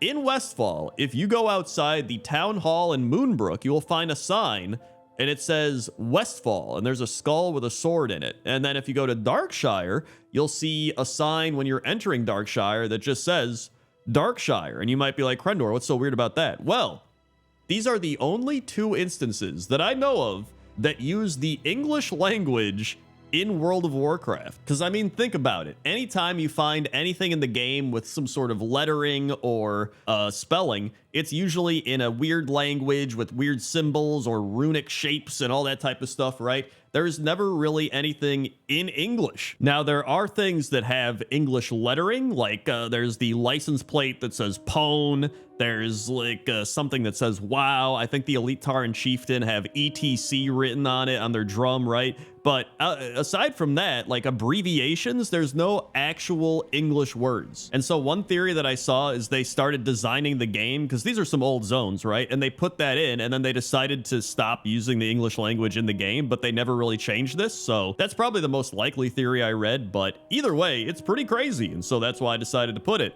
at number 1. 10. Number 10 is the outhouse in Mount Hyjal, which is used to start the quest where you investigate a bunch of Twilight Hammer cultist members, and the ogres aren't getting along with the non-ogres, and then you have to dress up as an ogre. A whole bunch of stuff happens. The problem is this outhouse is just very plain. It's a plain outhouse. You know, it has a decent quest attached to it. Nothing crazy. I mean, unless you're a big fan of ogres, which some people are, so somebody's probably already like, this is one of my favorite quests in the game. How could you put it at number 10? I did. So it's number 10. 9! Number 9 are these 3 outhouses in the Netherstorm, and they're used for the quest Capturing the Phylactery. Recover Nabarius's phylactery, and it's in a suspicious outhouse. Wait. Am I saying... I'm definitely not saying that correctly. Hey, look, it's Millhouse Manastorm, or probably his cousin, Thrillhouse. Hold on, phylactery. Oh, it's phylactery, like a factory, a phylactery. All right. So yeah, I mean, you got 3 outhouses, you got Thrillhouse Manastorm, and look at this, a bunch of ghost cows. So I mean, honestly, you mix that all together, and that's well deserving of number 9, not number 9. We got to move on. 8. Number 8 is this outhouse in the Western Plaguelands, and at first I was like, whatever, this is just some outhouse in the Western Plaguelands. And then I remembered, I was like, I think there's a quest attached to this, isn't there? So I looked it up. This is an outhouse located at Dawson's Farm, or Dawson's Tears, I guess both of them. Mrs. Dawson locked the body of her husband in this outhouse once it was evident he was going to become one of the undead. The mortal remains of Mrs. Dawson now wander the farm as a wandering skeleton. What? 7! Number 7 is an outhouse in Silver Pine. Number 7 is an outhouse in Silver Pine Forest where... What the shit is going on back there? Is he going to do it again? You going to do it again? Oh, he did it again! Okay. God, I don't know. Number 7's an outhouse where bears go to the bathroom. It's an outhouse for bears. 6. Number 6 is the Grizzly Hills outhouse, which, number 1, it's Grizzly Hills. Who doesn't want to be in the Grizzly Hills? And number 2, I think it's one of the most notorious bathroom quests, if you will, in World of Warcraft. You pretty much eat a bunch of seeds, amber seeds to be exact, and then he has you make a laxative out of roots, and then you drink it, and you go in the outhouse, and, this happens. So, that's pretty much the quest. Very interactive quests, if you will. And, I put it at number 6. I don't think there's much more to say. 5. Number 5 is the outhouse in Dalaran, which is surrounded by a bunch of battle pets, since it's in the battle pet area. And, I mean, so far, this outhouse is pretty great. It's got everything. It's got a whole bunch of activity going on outside. There's all the battle pets dancing around. You got the Boomkin, the baby Boomkin doing his dance, which I think is... the ogre dance as well, I believe. I think boomkins and ogres have the same dance. Either way, it's a very high quality outhouse compared to a lot of the other outhouses we've looked at. You look at it's got the textures are great. Got a little patch of grass, got some high quality barrels and stuff, but it looks like there's something inside, and when you take a look, it is a Goblin Girl. It looks like it's a Goblin Girl poster or a calendar, something like that. And then when you look at it from... Wait, what? What? All right, back to the dancing boomkin. Back to the dancing boomkin. Number 5. 4. Number 4 is all the outhouses at the old raceway in Shimmering Flats underwater. There's actually a whole bunch of outhouses here. That alone moves it up the list, but Shimmering Flats is one of my favorite zones, and, I mean, I have to include it. But there's a snail. He's trying to use the outhouses. It's kind of funny because it's like a snail at the raceway. You get it? Like, snail's slow. And And then there's this quest where there's a submerged outhouse with a guy trapped inside and you have to use a crowbar to pry it open. There's just a whole bunch of stuff going on out here. But let's not forget this guy, the fish waiting to use the outhouse, because he's probably the most important person here. He's probably got a 5-second memory span, so he doesn't even know why he's here. But that probably would have made a great reason to put it at number 5. But it's number 4. 3! Number 3 is the outhouse in Plunder Harbor, which might be the most high-quality outhouse we've seen yet, because it's from BFA. And I know there's not a lot of great things from BFA, but this outhouse is probably one of the best things they put out there. And look at this. There's actually a line of people waiting to use the outhouse. I mean, you know, we're getting pretty high quality here out of all the outhouses we've seen. But I mean, what's taking so long? Oh. Well, I think they're going to be waiting for quite some time. Man, imagine you got to be in a video game as an NPC and then your whole purpose was to just be in the line for an outhouse. I would take it. Please, World of Warcraft, if you got to put me in the game that way. That's fine. Just please, I'll take any NPC. 2! Number 2 is this outhouse in the Searing Gorge, and I feel like this is one of the most well-known outhouses in the game, and that's why I put it so high up. Because in my mind, when I remember outhouse quests, and the first thing my brain went to when I thought of outhouses was the outhouse in the Searing Gorge, right? Back in classic WoW. This is Lockheed, and he's trapped inside, and he's like, hello? When you get to click on the outhouse or whatever. And then you got to go find the key and you help him get out. But it's back in like 2004. So like he doesn't even get out of the outhouse or anything. It's just, he's locked. His name's Lockheed. So it's Lockheed, locked in. Oh my God. I just figured it out. It took me 15 years, but I finally got it. Actually, I guess longer than that, 17 years. Oh my God. What am I doing? What am I doing with my life? Making an outhouse list. That's what I'm doing. This is number 2. 1. And number 1 is the outhouse in the garrison. I bet you didn't see that coming, or maybe you did, but I definitely didn't think I was going to put the garrison outhouses in number 1. And you might be like, why is that? I mean, well, first off, the Alliance garrison, it's got a whole bunch of food around it. It's in a nice location. There's like flowers and trees, and it's got a guard. So, you know, if you get locked in, somebody can get you out. Over at the Horde location, it's not as great. There's just a bunch of orcs sitting around. I don't know if they'll get you out if you get locked in or not, but maybe they will. But either way, the best part is you can actually sit inside, and you get an achievement for doing it. If you sit inside the Horde one, you can see the snow falling outside. And if you sit inside the Alliance one, you can see the purple sky outside of the Shadow Moon Valley. It's actually really cool. And it's probably the most unique outhouse experience you're going to get in World of Warcraft. And that's why it's number 1. 10. Number 10 is this small Tortolan riding a crab around the Seeker's Vista in Stormsong Valley. And it's pretty much what you think it is. It's a Tortolan riding a crab.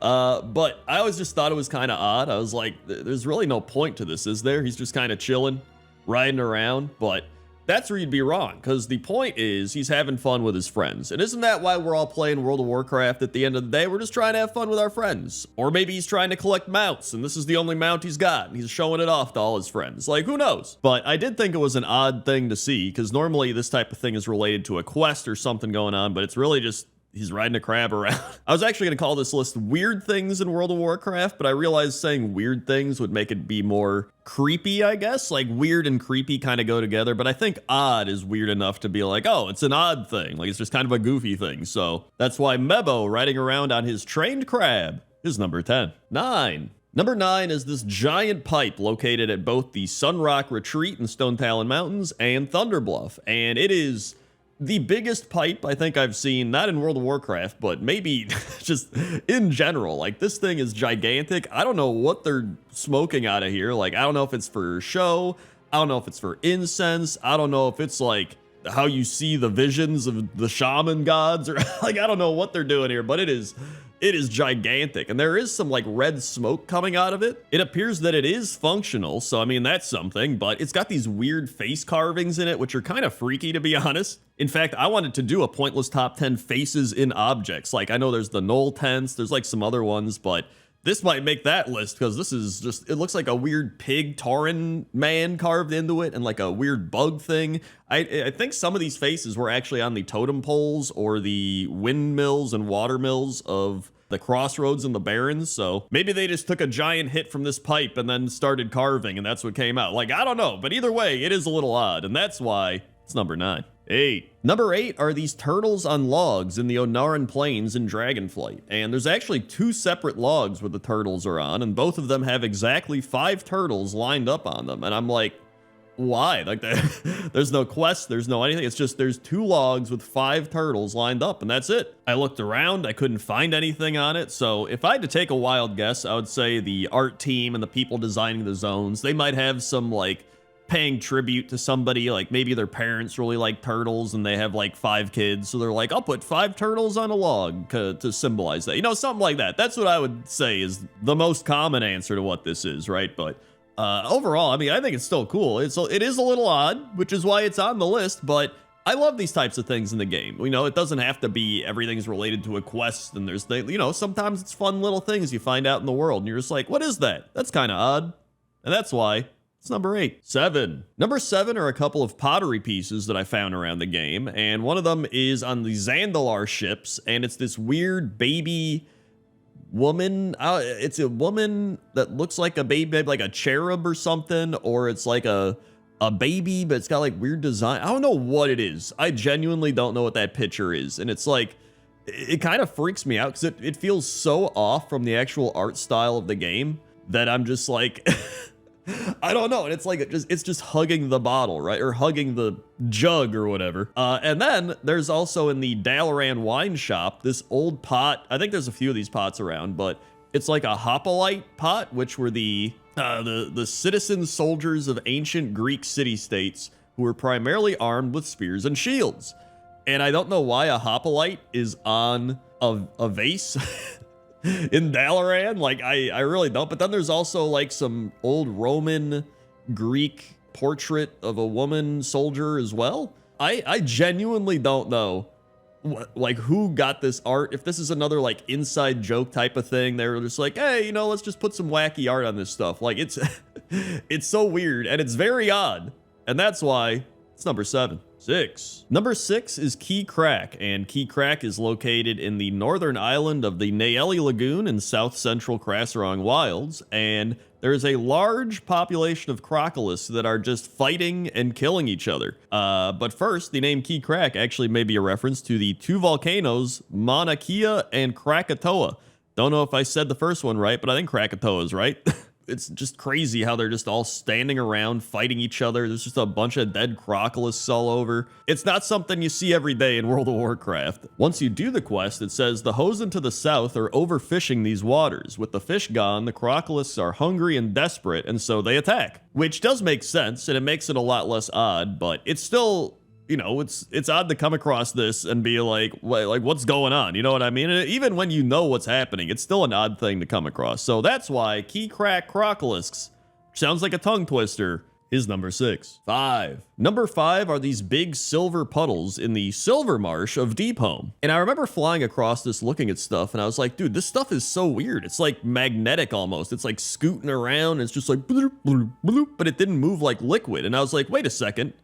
Is that mercury? And then I was like, oh wait, it is a mercury-filled rock marsh on the upper shelf of Deep Home. And I was like, it is mercury. And there's also mercury elementals around. And I completely forgot all about Deep Home and Cataclysm stuff. Like, it's crazy how much of Deep Home I just had no recollection of. And this actually really got me looking into mercury. And it was interesting learning a lot about it and watching YouTube people play around with it and stuff. Because, like, I'm not touching it. That shit's, like, super toxic. But mercury does not react with most acids. It's actually named for the Roman god Mercury, and it's the only element to retain its alchemical name as its modern common name. So, I don't know. I feel like the World of Warcraft heroes need to take advantage of this. They should just bottle up some mercury and just start throwing it at, like, I don't know, throw it at raid bosses. Like, I don't know what'll happen. Can you imagine we just like bottle up some mercury and just throw it at like a evil dragon? He's like, ah, this shit's toxic. But anyway, that's why the mercury pools in Deep Home are number 5. 4. Number 4 are the monkeys located in the Tavern in the Mist hot tub behind the tavern. And a lot of people know about the Tavern in the Mist. If you don't, it's located atop the Path of 100 Steps on the Veiled Stair, which is just kind of in the mountains of the Mist of Pandaria. And most people probably know about the Tavern in the Mist because of Rathian, who's located here and has the big legendary quest chain. But the big thing here is the hot tub out back. And sometimes there's nobody at the hot tub, but usually around 8 p.m. every day, give or take, there are these monkeys that show up and they just go crazy. There's one hanging from the light post. There's one sitting on the thing that shoots out water to fill the hot tub. There's 3 of them that are in the hot tub and they're all just like slamming the ground like, bleh! I don't know what they're doing. They're having a great time. But it is just kind of odd to, number 1, have a tavern that has a hot tub out back, but then to see a bunch of monkeys in that hot tub just going crazy. So that's why the Tavern in the Mist monkeys are number 4. 3. Number 3 are these weird test tube dragon babies that are in the Zaralek cavern right outside the raid. And I remember first seeing these when I was questing in the Zaralek cavern. And I was like, what the shit are these? And then they like twitch. They go like, and I'm like, what? Like, again, this is just something that feels so odd to see in World of Warcraft. Like weird test tube dragon babies. I think they're dragon babies. I don't know what else they could be. I think it's related to the whole raid because there's like the lab and they're growing stuff. But I'm sure people that actually know more about the lore of World of Warcraft actually know what these are. But I don't even care. Even if you know the lore, these are just, they're so creepy to look at, just watching them sit in their little tube and just like twitch every so often. Like it's just kind of, I don't know, it's just unsettling to me, right? Like they look like big shrimps with legs and they just twitch out. I don't like it. So that's why they're number 3. 2. Number 2 are the Mulgore critters fighting each other. And this is one that you can see for a long time. Like for over a decade, people have been like, did you know that there's critters up in Mulgore having a big battle? So I think most people know about this one, but the weird thing is now a lot of them are just normal and then they'll morph all of a sudden into a critter that's like ready for war. Like the mice will just morph into these skull gun mice. The prairie dogs will morph into like army helmet knife guy. Like now they just warp into it. And some people theorize that because the critter models got revamped, that it messed everything up here. So I don't know if they had to recode things. I don't know if they just let it run how it is. And sometimes they are normal, sometimes they morph. I have no idea, but no matter what it is very odd to see a rabbit running around with an axe in its mouth or a mouse with a skull hat and a gun. So that's why the Critter War critters of Mulgore are number 2. 1. And number 1 are the skiing and sledding penguins located in Tiergard Sound. And I remember I warped with my engineering portal and it put me here and I was like, where am I? And then I looked around and I was like, dude, there's just a bunch of penguins like sitting on the ski lifts and they're just like chilling around. There's this lady, she's just like riding on a penguin. And apparently there was a world quest where you actually rode on a penguin and sled down the slopes and you get chased by a Yeti and he knocks you off the penguin. You got to keep doing it. I either forgot that was a thing or just was completely oblivious to it. But this was actually the thing that inspired me to make this list because I remember seeing this for the first time and just being like, this place is so weird. It's so odd. Like you're just sledding down the mountains on penguins. There's people riding penguins like it's a surfboard or something. There's the ski lift, which like nobody's even skiing here. So like, did they like stop skiing and they turned it into a penguin sledding place? I have no idea, but it's pretty odd. And that's why it's number 1. 10. Number 10 is Gornbrod Sharpeye, and Gornbrod is a high mountain Tauren that sneaks around the drag in Orgrimmar. And when I first found him, I was like, this guy must be part of a quest, right? Like a rogue quest or something, maybe even a specific like Tauren rogue quest, you know what I mean? And that's not the case. He's just here. There's no meaning or purpose for this guy. He's just a Tauren that uses stealth to sneak around. Although he's not very stealthy, everybody can kind of see him, even though he is in stealth technically, and that's pretty much it. Like he has no quest, no purpose. He's just here stealthing around. He does potentially have some relatives. There's Hark Sharpeye, who's located in High Mountain, and there's Yorick Sharpeye, who's located in the Vale of Eternal Blossoms as a rare NPC. However, there's speculation that Yorick may actually be Mr. Smite from the Dead Mines in disguise. So this guy could actually be related to Mr. Smite from the Dead Mines in some odd way. So who knows? I have no idea, but as of right now, He's got no purpose. He's just walking around. So that's why Gorn Broad Sharp Eye is number 10. 9. Number 9 is Chinli Chang, and Chinli Chang is a Pandaren that's seen meditating in Warspear's Goblin section of Ashran. And one of the reasons I'm sure not many people know about this guy is he's located in Ashran, which is a place nobody goes. Yeah, he's just sitting here floating above some oil barrels meditating, which I don't know many people that are floating in World of Warcraft, so already that's kind of cool. And then when you talk to him, he says, "Some think it strange, but I find the rhythmic sound of goblin machinery to be quite relaxing. The smell, however, I could do without." And so I just love the fact that this guy enjoys goblin machinery noises. Like, he's straight up getting ASMR vibes from goblin machinery. Everybody else around here is probably like, "Oh, that noise is terrible." And he's just like, "Dude, this noise is awesome." It's also possible he might be related to Bonnie Chang, who is the general goods vendor at the Shrine of Seven Stars in the Vale of Eternal Blossoms, which is the Alliance hub area. And so yeah, this guy's great. He's meditating, he's floating, he's enjoying the sounds, and that's why Chinli Chang is number 9. 8. Number 8 is Scowling Rosa, and Scowling Rosa is a text and specialty goods vendor who walks around Booty Bay, specifically between the Old Port Authority and the Boardwalk. And she actually sells a bunch of books that were intended to be used for the Hidden History quest series, which was cut during the alpha of Legion. And even though the books don't have a purpose anymore, they just kept her in the game, and you can still buy them, even though there's no point in buying them, aside from being like, "Yo, I bought a book that doesn't have a purpose." And supposedly the original idea was to have a hidden history quest for each class campaign, with each book having to be individually tracked in order to progress and upgrade your artifact further. And so you can kind of get that vibe from some of the books that she sells, like The Untold War of the Ancients, The Seven Curses of the Southern Seas, The Fall of the War Chief, The Hunt for the Light's Wrath, Legends of the Silver Hand, Axe, Blade, and Fist, How to Meditate in a Hurricane, which I think Chinli Chang probably already read that one.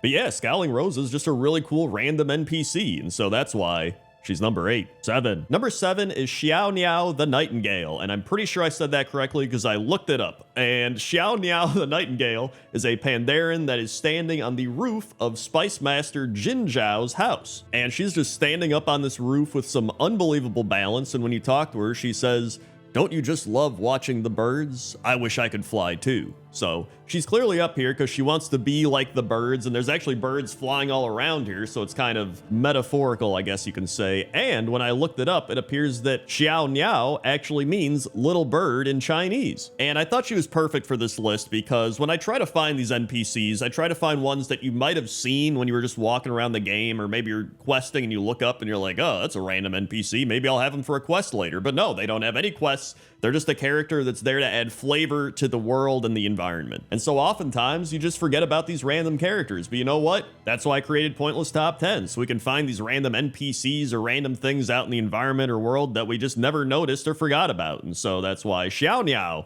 is number 7. 6. Number 6 are Ginger Ginger and Flap Flap, and these are winged Hosen located at the Hosen Throne in Dazara Lore. And they appear to be guarding the Monkey King, and if you talk to him, he says, "There are many secrets, both mysterious and divine. You have yours, and I have mine." And then when you talk to Flap Flap, he says, "Like me new wings, fast they may be. No slicky can hide from me. Wickets either, filthy wickets." And Ginger Ginger says, "Slickies of Zandalar are weird. Too ook and salty, and they sometimes talk back." But yeah, I put them on the list because I don't think there's any other winged Hosen in the entire game outside of right here, and they actually get referenced by the Monkey King back in Pandaria in a quest called the Monkey King, where he talks about Sky Hosen. I'm also not sure how they even got their wings, because when you talk to Flap Flap and he says, "Like my new wings," that kind of implies that he used to not have wings, but then he got wings somehow, so I don't know if he was granted them magically by the Monkey King, or maybe he mutated them, or like, I have no idea, but that's what's so great about it, and that's why Flap Flap and Ginger Ginger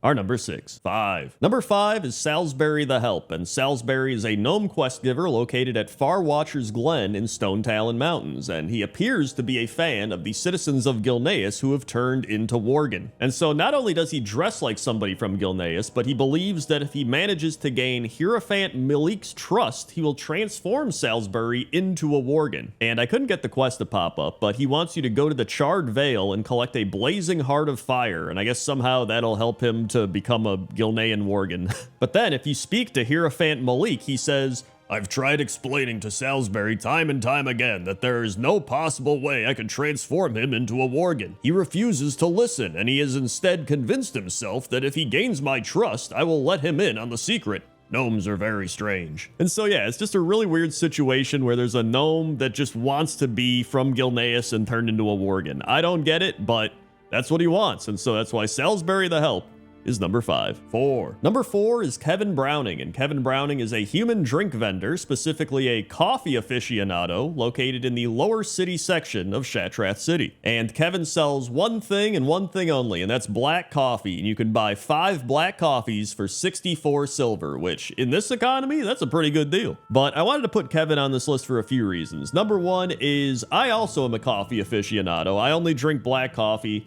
I'm not a big fan of any of the like fancy coffee drinks. Maybe once in a while I'll have one, but that's like a dessert to me. Like when I have coffee, I just want black coffee. That's all I want. I don't know. I guess that makes me a coffee douche as well, but I am what I am. And the other reason I put him on this list is I just never even noticed him. And I've been to Shatrath numerous times. I've played since Burning Crusade first came out, and I don't know how I just never noticed him. So that's why I decided to put him on the list, and that's why he's number 4. 3. Number 3 is Ermel and Sheldon, and Ermel is the Niffin riding atop Sheldon the Snail. And they are a part of the Marl Business Bureau, which I imagine is a reference to the Better Business Bureau. And they will just go around this city in a big circle looking at everything, and occasionally Ermel will stop Sheldon and get off, and he'll go yell at some of the businesses and be like, hey, are you practicing the right business etiquette? I don't know what he says. He doesn't actually say anything. He just makes a lot of noises. And then he hops back on Sheldon the Snail, and they just keep doing that over and over, going all around, hopping off, yelling at people, getting back on, going to the next place. And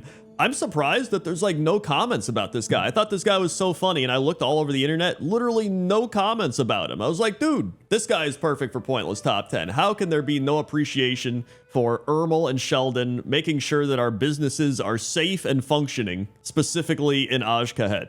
And so that's why I had to put him on the list. So that's why Ermel and Sheldon are number 3. 2. Number 2 is Grek, and Grek is an orc warrior found at the Stonebreaker Hold in the Terakar Forest, and Grek is illiterate. He cannot read. In fact, he is shouting, "Someone come read this wanted poster to Grek! Grek can't read!" And when you talk to Grek, he says, "You read wanted poster to Grek? Grek want to help." And Grek actually has a quest called Grek's Crazy Night, where he says, "Grek had a bad night last night. Shiny Mummy Man came into Grek's house and told Grek that he had to go to Mana Tombs in Alkendown, but Grek is still trying to read wanted poster." Grek's face lights up. "Grek knows. You go find Shiny Mummy Man and tell him Grek sent you. It perfect plan." And then when you do, Artificer Morphalius, the Shiny Mummy Man, just says, "That meathead sent you instead. I suppose you'll do." And I also want to give a shout out to Advisor Phala, who is a Blood Elf quest giver, also located at the Stonebreaker Hold, not too far away from Grek. And when you talk to her, she's just like, "I must have made a misstep somewhere to be assigned here." And I think her name's supposed to be like failure, like Phala, failure. So maybe she failed, that's why she's assigned here. I don't know, I just thought it was funny. So either way, that's why Grek, the illiterate orc warrior, and Advisor Phala are number 2. 1. And number 1 is Zarg Bonecrunch. And when you hear that name, you're like, damn, dude, Zarg Bonecrunch, he must have fought in a bunch of battles. He must have beaten people up and everything, but he's actually just a pet battle trainer in Ashran. And he likes cats. And when you talk to him, he says, "Zarg like kitties. Zarg train his little kitties to be cute little warriors." What?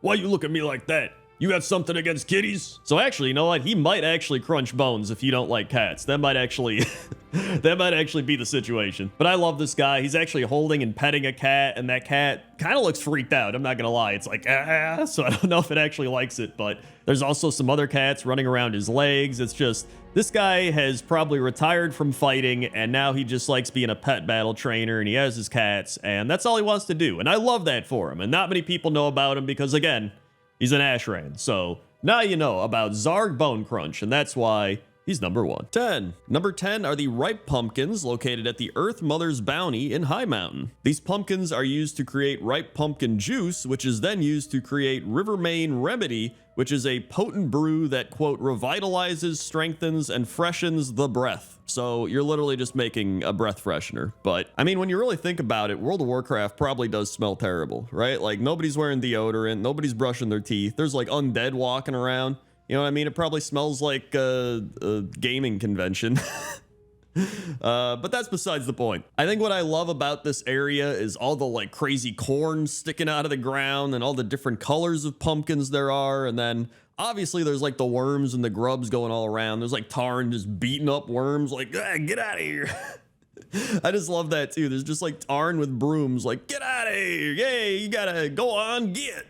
But this is a very autumnal area, a lot of cool vegetables growing, especially the pumpkins, and that's why it's number 10. 9. Number 9 is Dawson's Farm, and Dawson's Farm is located in the Western Plaguelands and used to be called Dawson's Tears, which back in the day, Mrs. Dawson wandered the property as a wandering skeleton, literally a wandering skeleton.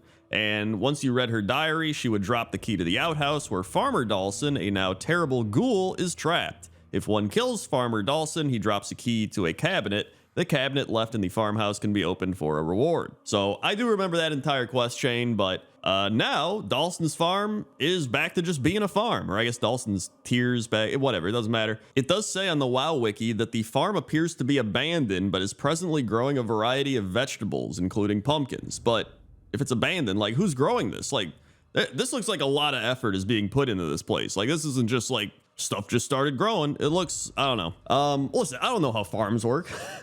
Maybe it is. Maybe that is happening. But I love the pumpkins here. I think what I like about this place is it's a standard pumpkin patch, right? Like you got your standard pumpkins. You got a couple weird pumpkins that have come alive and they're walking around. But to be fair, maybe they're the ones that are farming, right? Who am I to judge? They might love farming and they attack you because they think you're ruining their farm, you know? And they're just trying to grow pumpkins. Maybe that's their relatives. I don't know. But either way, it's number 9. 8. Number 8 are the petulant pumpkins. I think that's how you say that.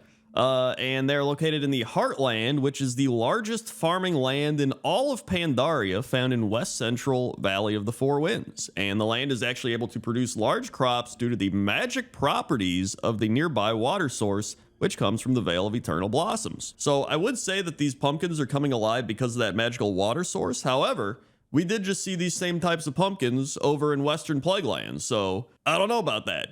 But I figured this would be a good spot to kill 2 birds with 1 stone and do the petulant pumpkins and the Heartland pumpkins, because I do love this area in Valley of the Four Winds. I think it's great. You got all the pumpkins growing and everything, but I also wanted to give the petulant pumpkins a little bit of a shout out. You know, they're just kind of chilling there, looking all creepy jack-o'-lantern-esque, and then you know, you get close and they're just like, and that's, you know, that's the noise they make, obviously. But either way, these are walking, fighting pumpkins, so they gotta be on the list, and that's why they're number 8. 7. Number 7 are the candy buckets located all around WoW, and I know these technically aren't pumpkins, right? But they're pretty much depicting pumpkins, and so I was like, you know what? It's the shape of a pumpkin, it's got the jack-o'-lantern face. It's pretty much a pumpkin, right? Listen, this is a pointless list, all right? I can do whatever I want. So, during the Hollow's End event, each inn has a candy bucket that serves as the start and immediate endpoint of the quest candy bucket. Characters are allowed to obtain 1 handful of treats from each candy bucket each year. Now, here's the thing. Where are they getting all these candy buckets? I was making this video and I just started thinking about, like, how do they get these candy buckets? How does every inn in the entire game get one of these candy buckets? Do they just appear out of nowhere and everyone's like, there it is, it's arrived, right? Are they just so used to it now that they don't even question it? Are they like, oh, it's one of the old gods putting the candy buckets here, which is kind of creepy if you think about it. Like, where are these candy buckets coming from? You know, like, really, I'm genuinely curious. Let me know in the comments section if you know where these candy buckets come from. I get it. It's probably just a game and they're like, oh, we put it in the game, but there's like no lore reason. Like, imagine you're just standing there minding your own business, and then all of a sudden a candy bucket pops up and you're like, guess it's just that time of the year again. Like, what? Anyway, they're number 7. 6. Number 6 are the pumpkins at the Rose. Not like rose like the flower, like rose like a row of something. And the Rose are the bountiful fields of the Dilo farmstead on the Wandering Isle. And there's actually a lot of variety of pumpkins here. They got some like orange beige pumpkins, they got green pumpkins, they got purple pumpkins, they got a whole bunch of pumpkins. But I think the coolest part is how they're just in rows, hence why the place is called Rows, right? They also have rows of carrots and turnips and berries and a whole bunch of stuff.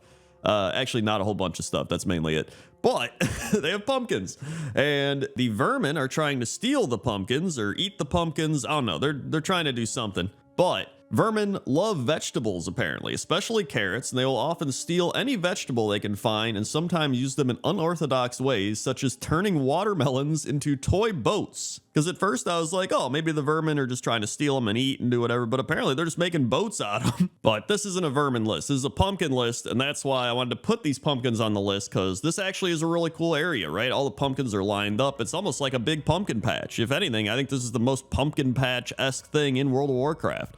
So that's why they're number 6. 5. Number 5 are the pumpkins scattered all across the cities of World of Warcraft, and I love these because they actually got a lot of variety. There's pumpkins in witch hats, there's pumpkins with like one eye, there's pumpkins with like lightning bolts as eyes or little like electrical looking things, and you know, there's a whole bunch of different ones, which I can appreciate. I think it's really cool. And another fun fact is that a few years ago, they tried to update the pumpkin models and they ended up making them these like weird glowy looking pumpkins, and they didn't even have a candle inside, and everyone was like, dude, where's the candle? And now they've actually updated them again to the point where they do have a candle inside. In fact, some of the pumpkins actually have like little seed type flowers and stuff inside. So I appreciate the attention to detail that they've gone into with these pumpkins, and it's been great. In fact, with Hollow's End, I think it's really cool to always see the pumpkins everywhere, like outside the auction house and up on buildings and literally just all over, and even in places that you wouldn't even expect them at some points. And I think it's just a nice little touch that they do every year. So that's why these city pumpkins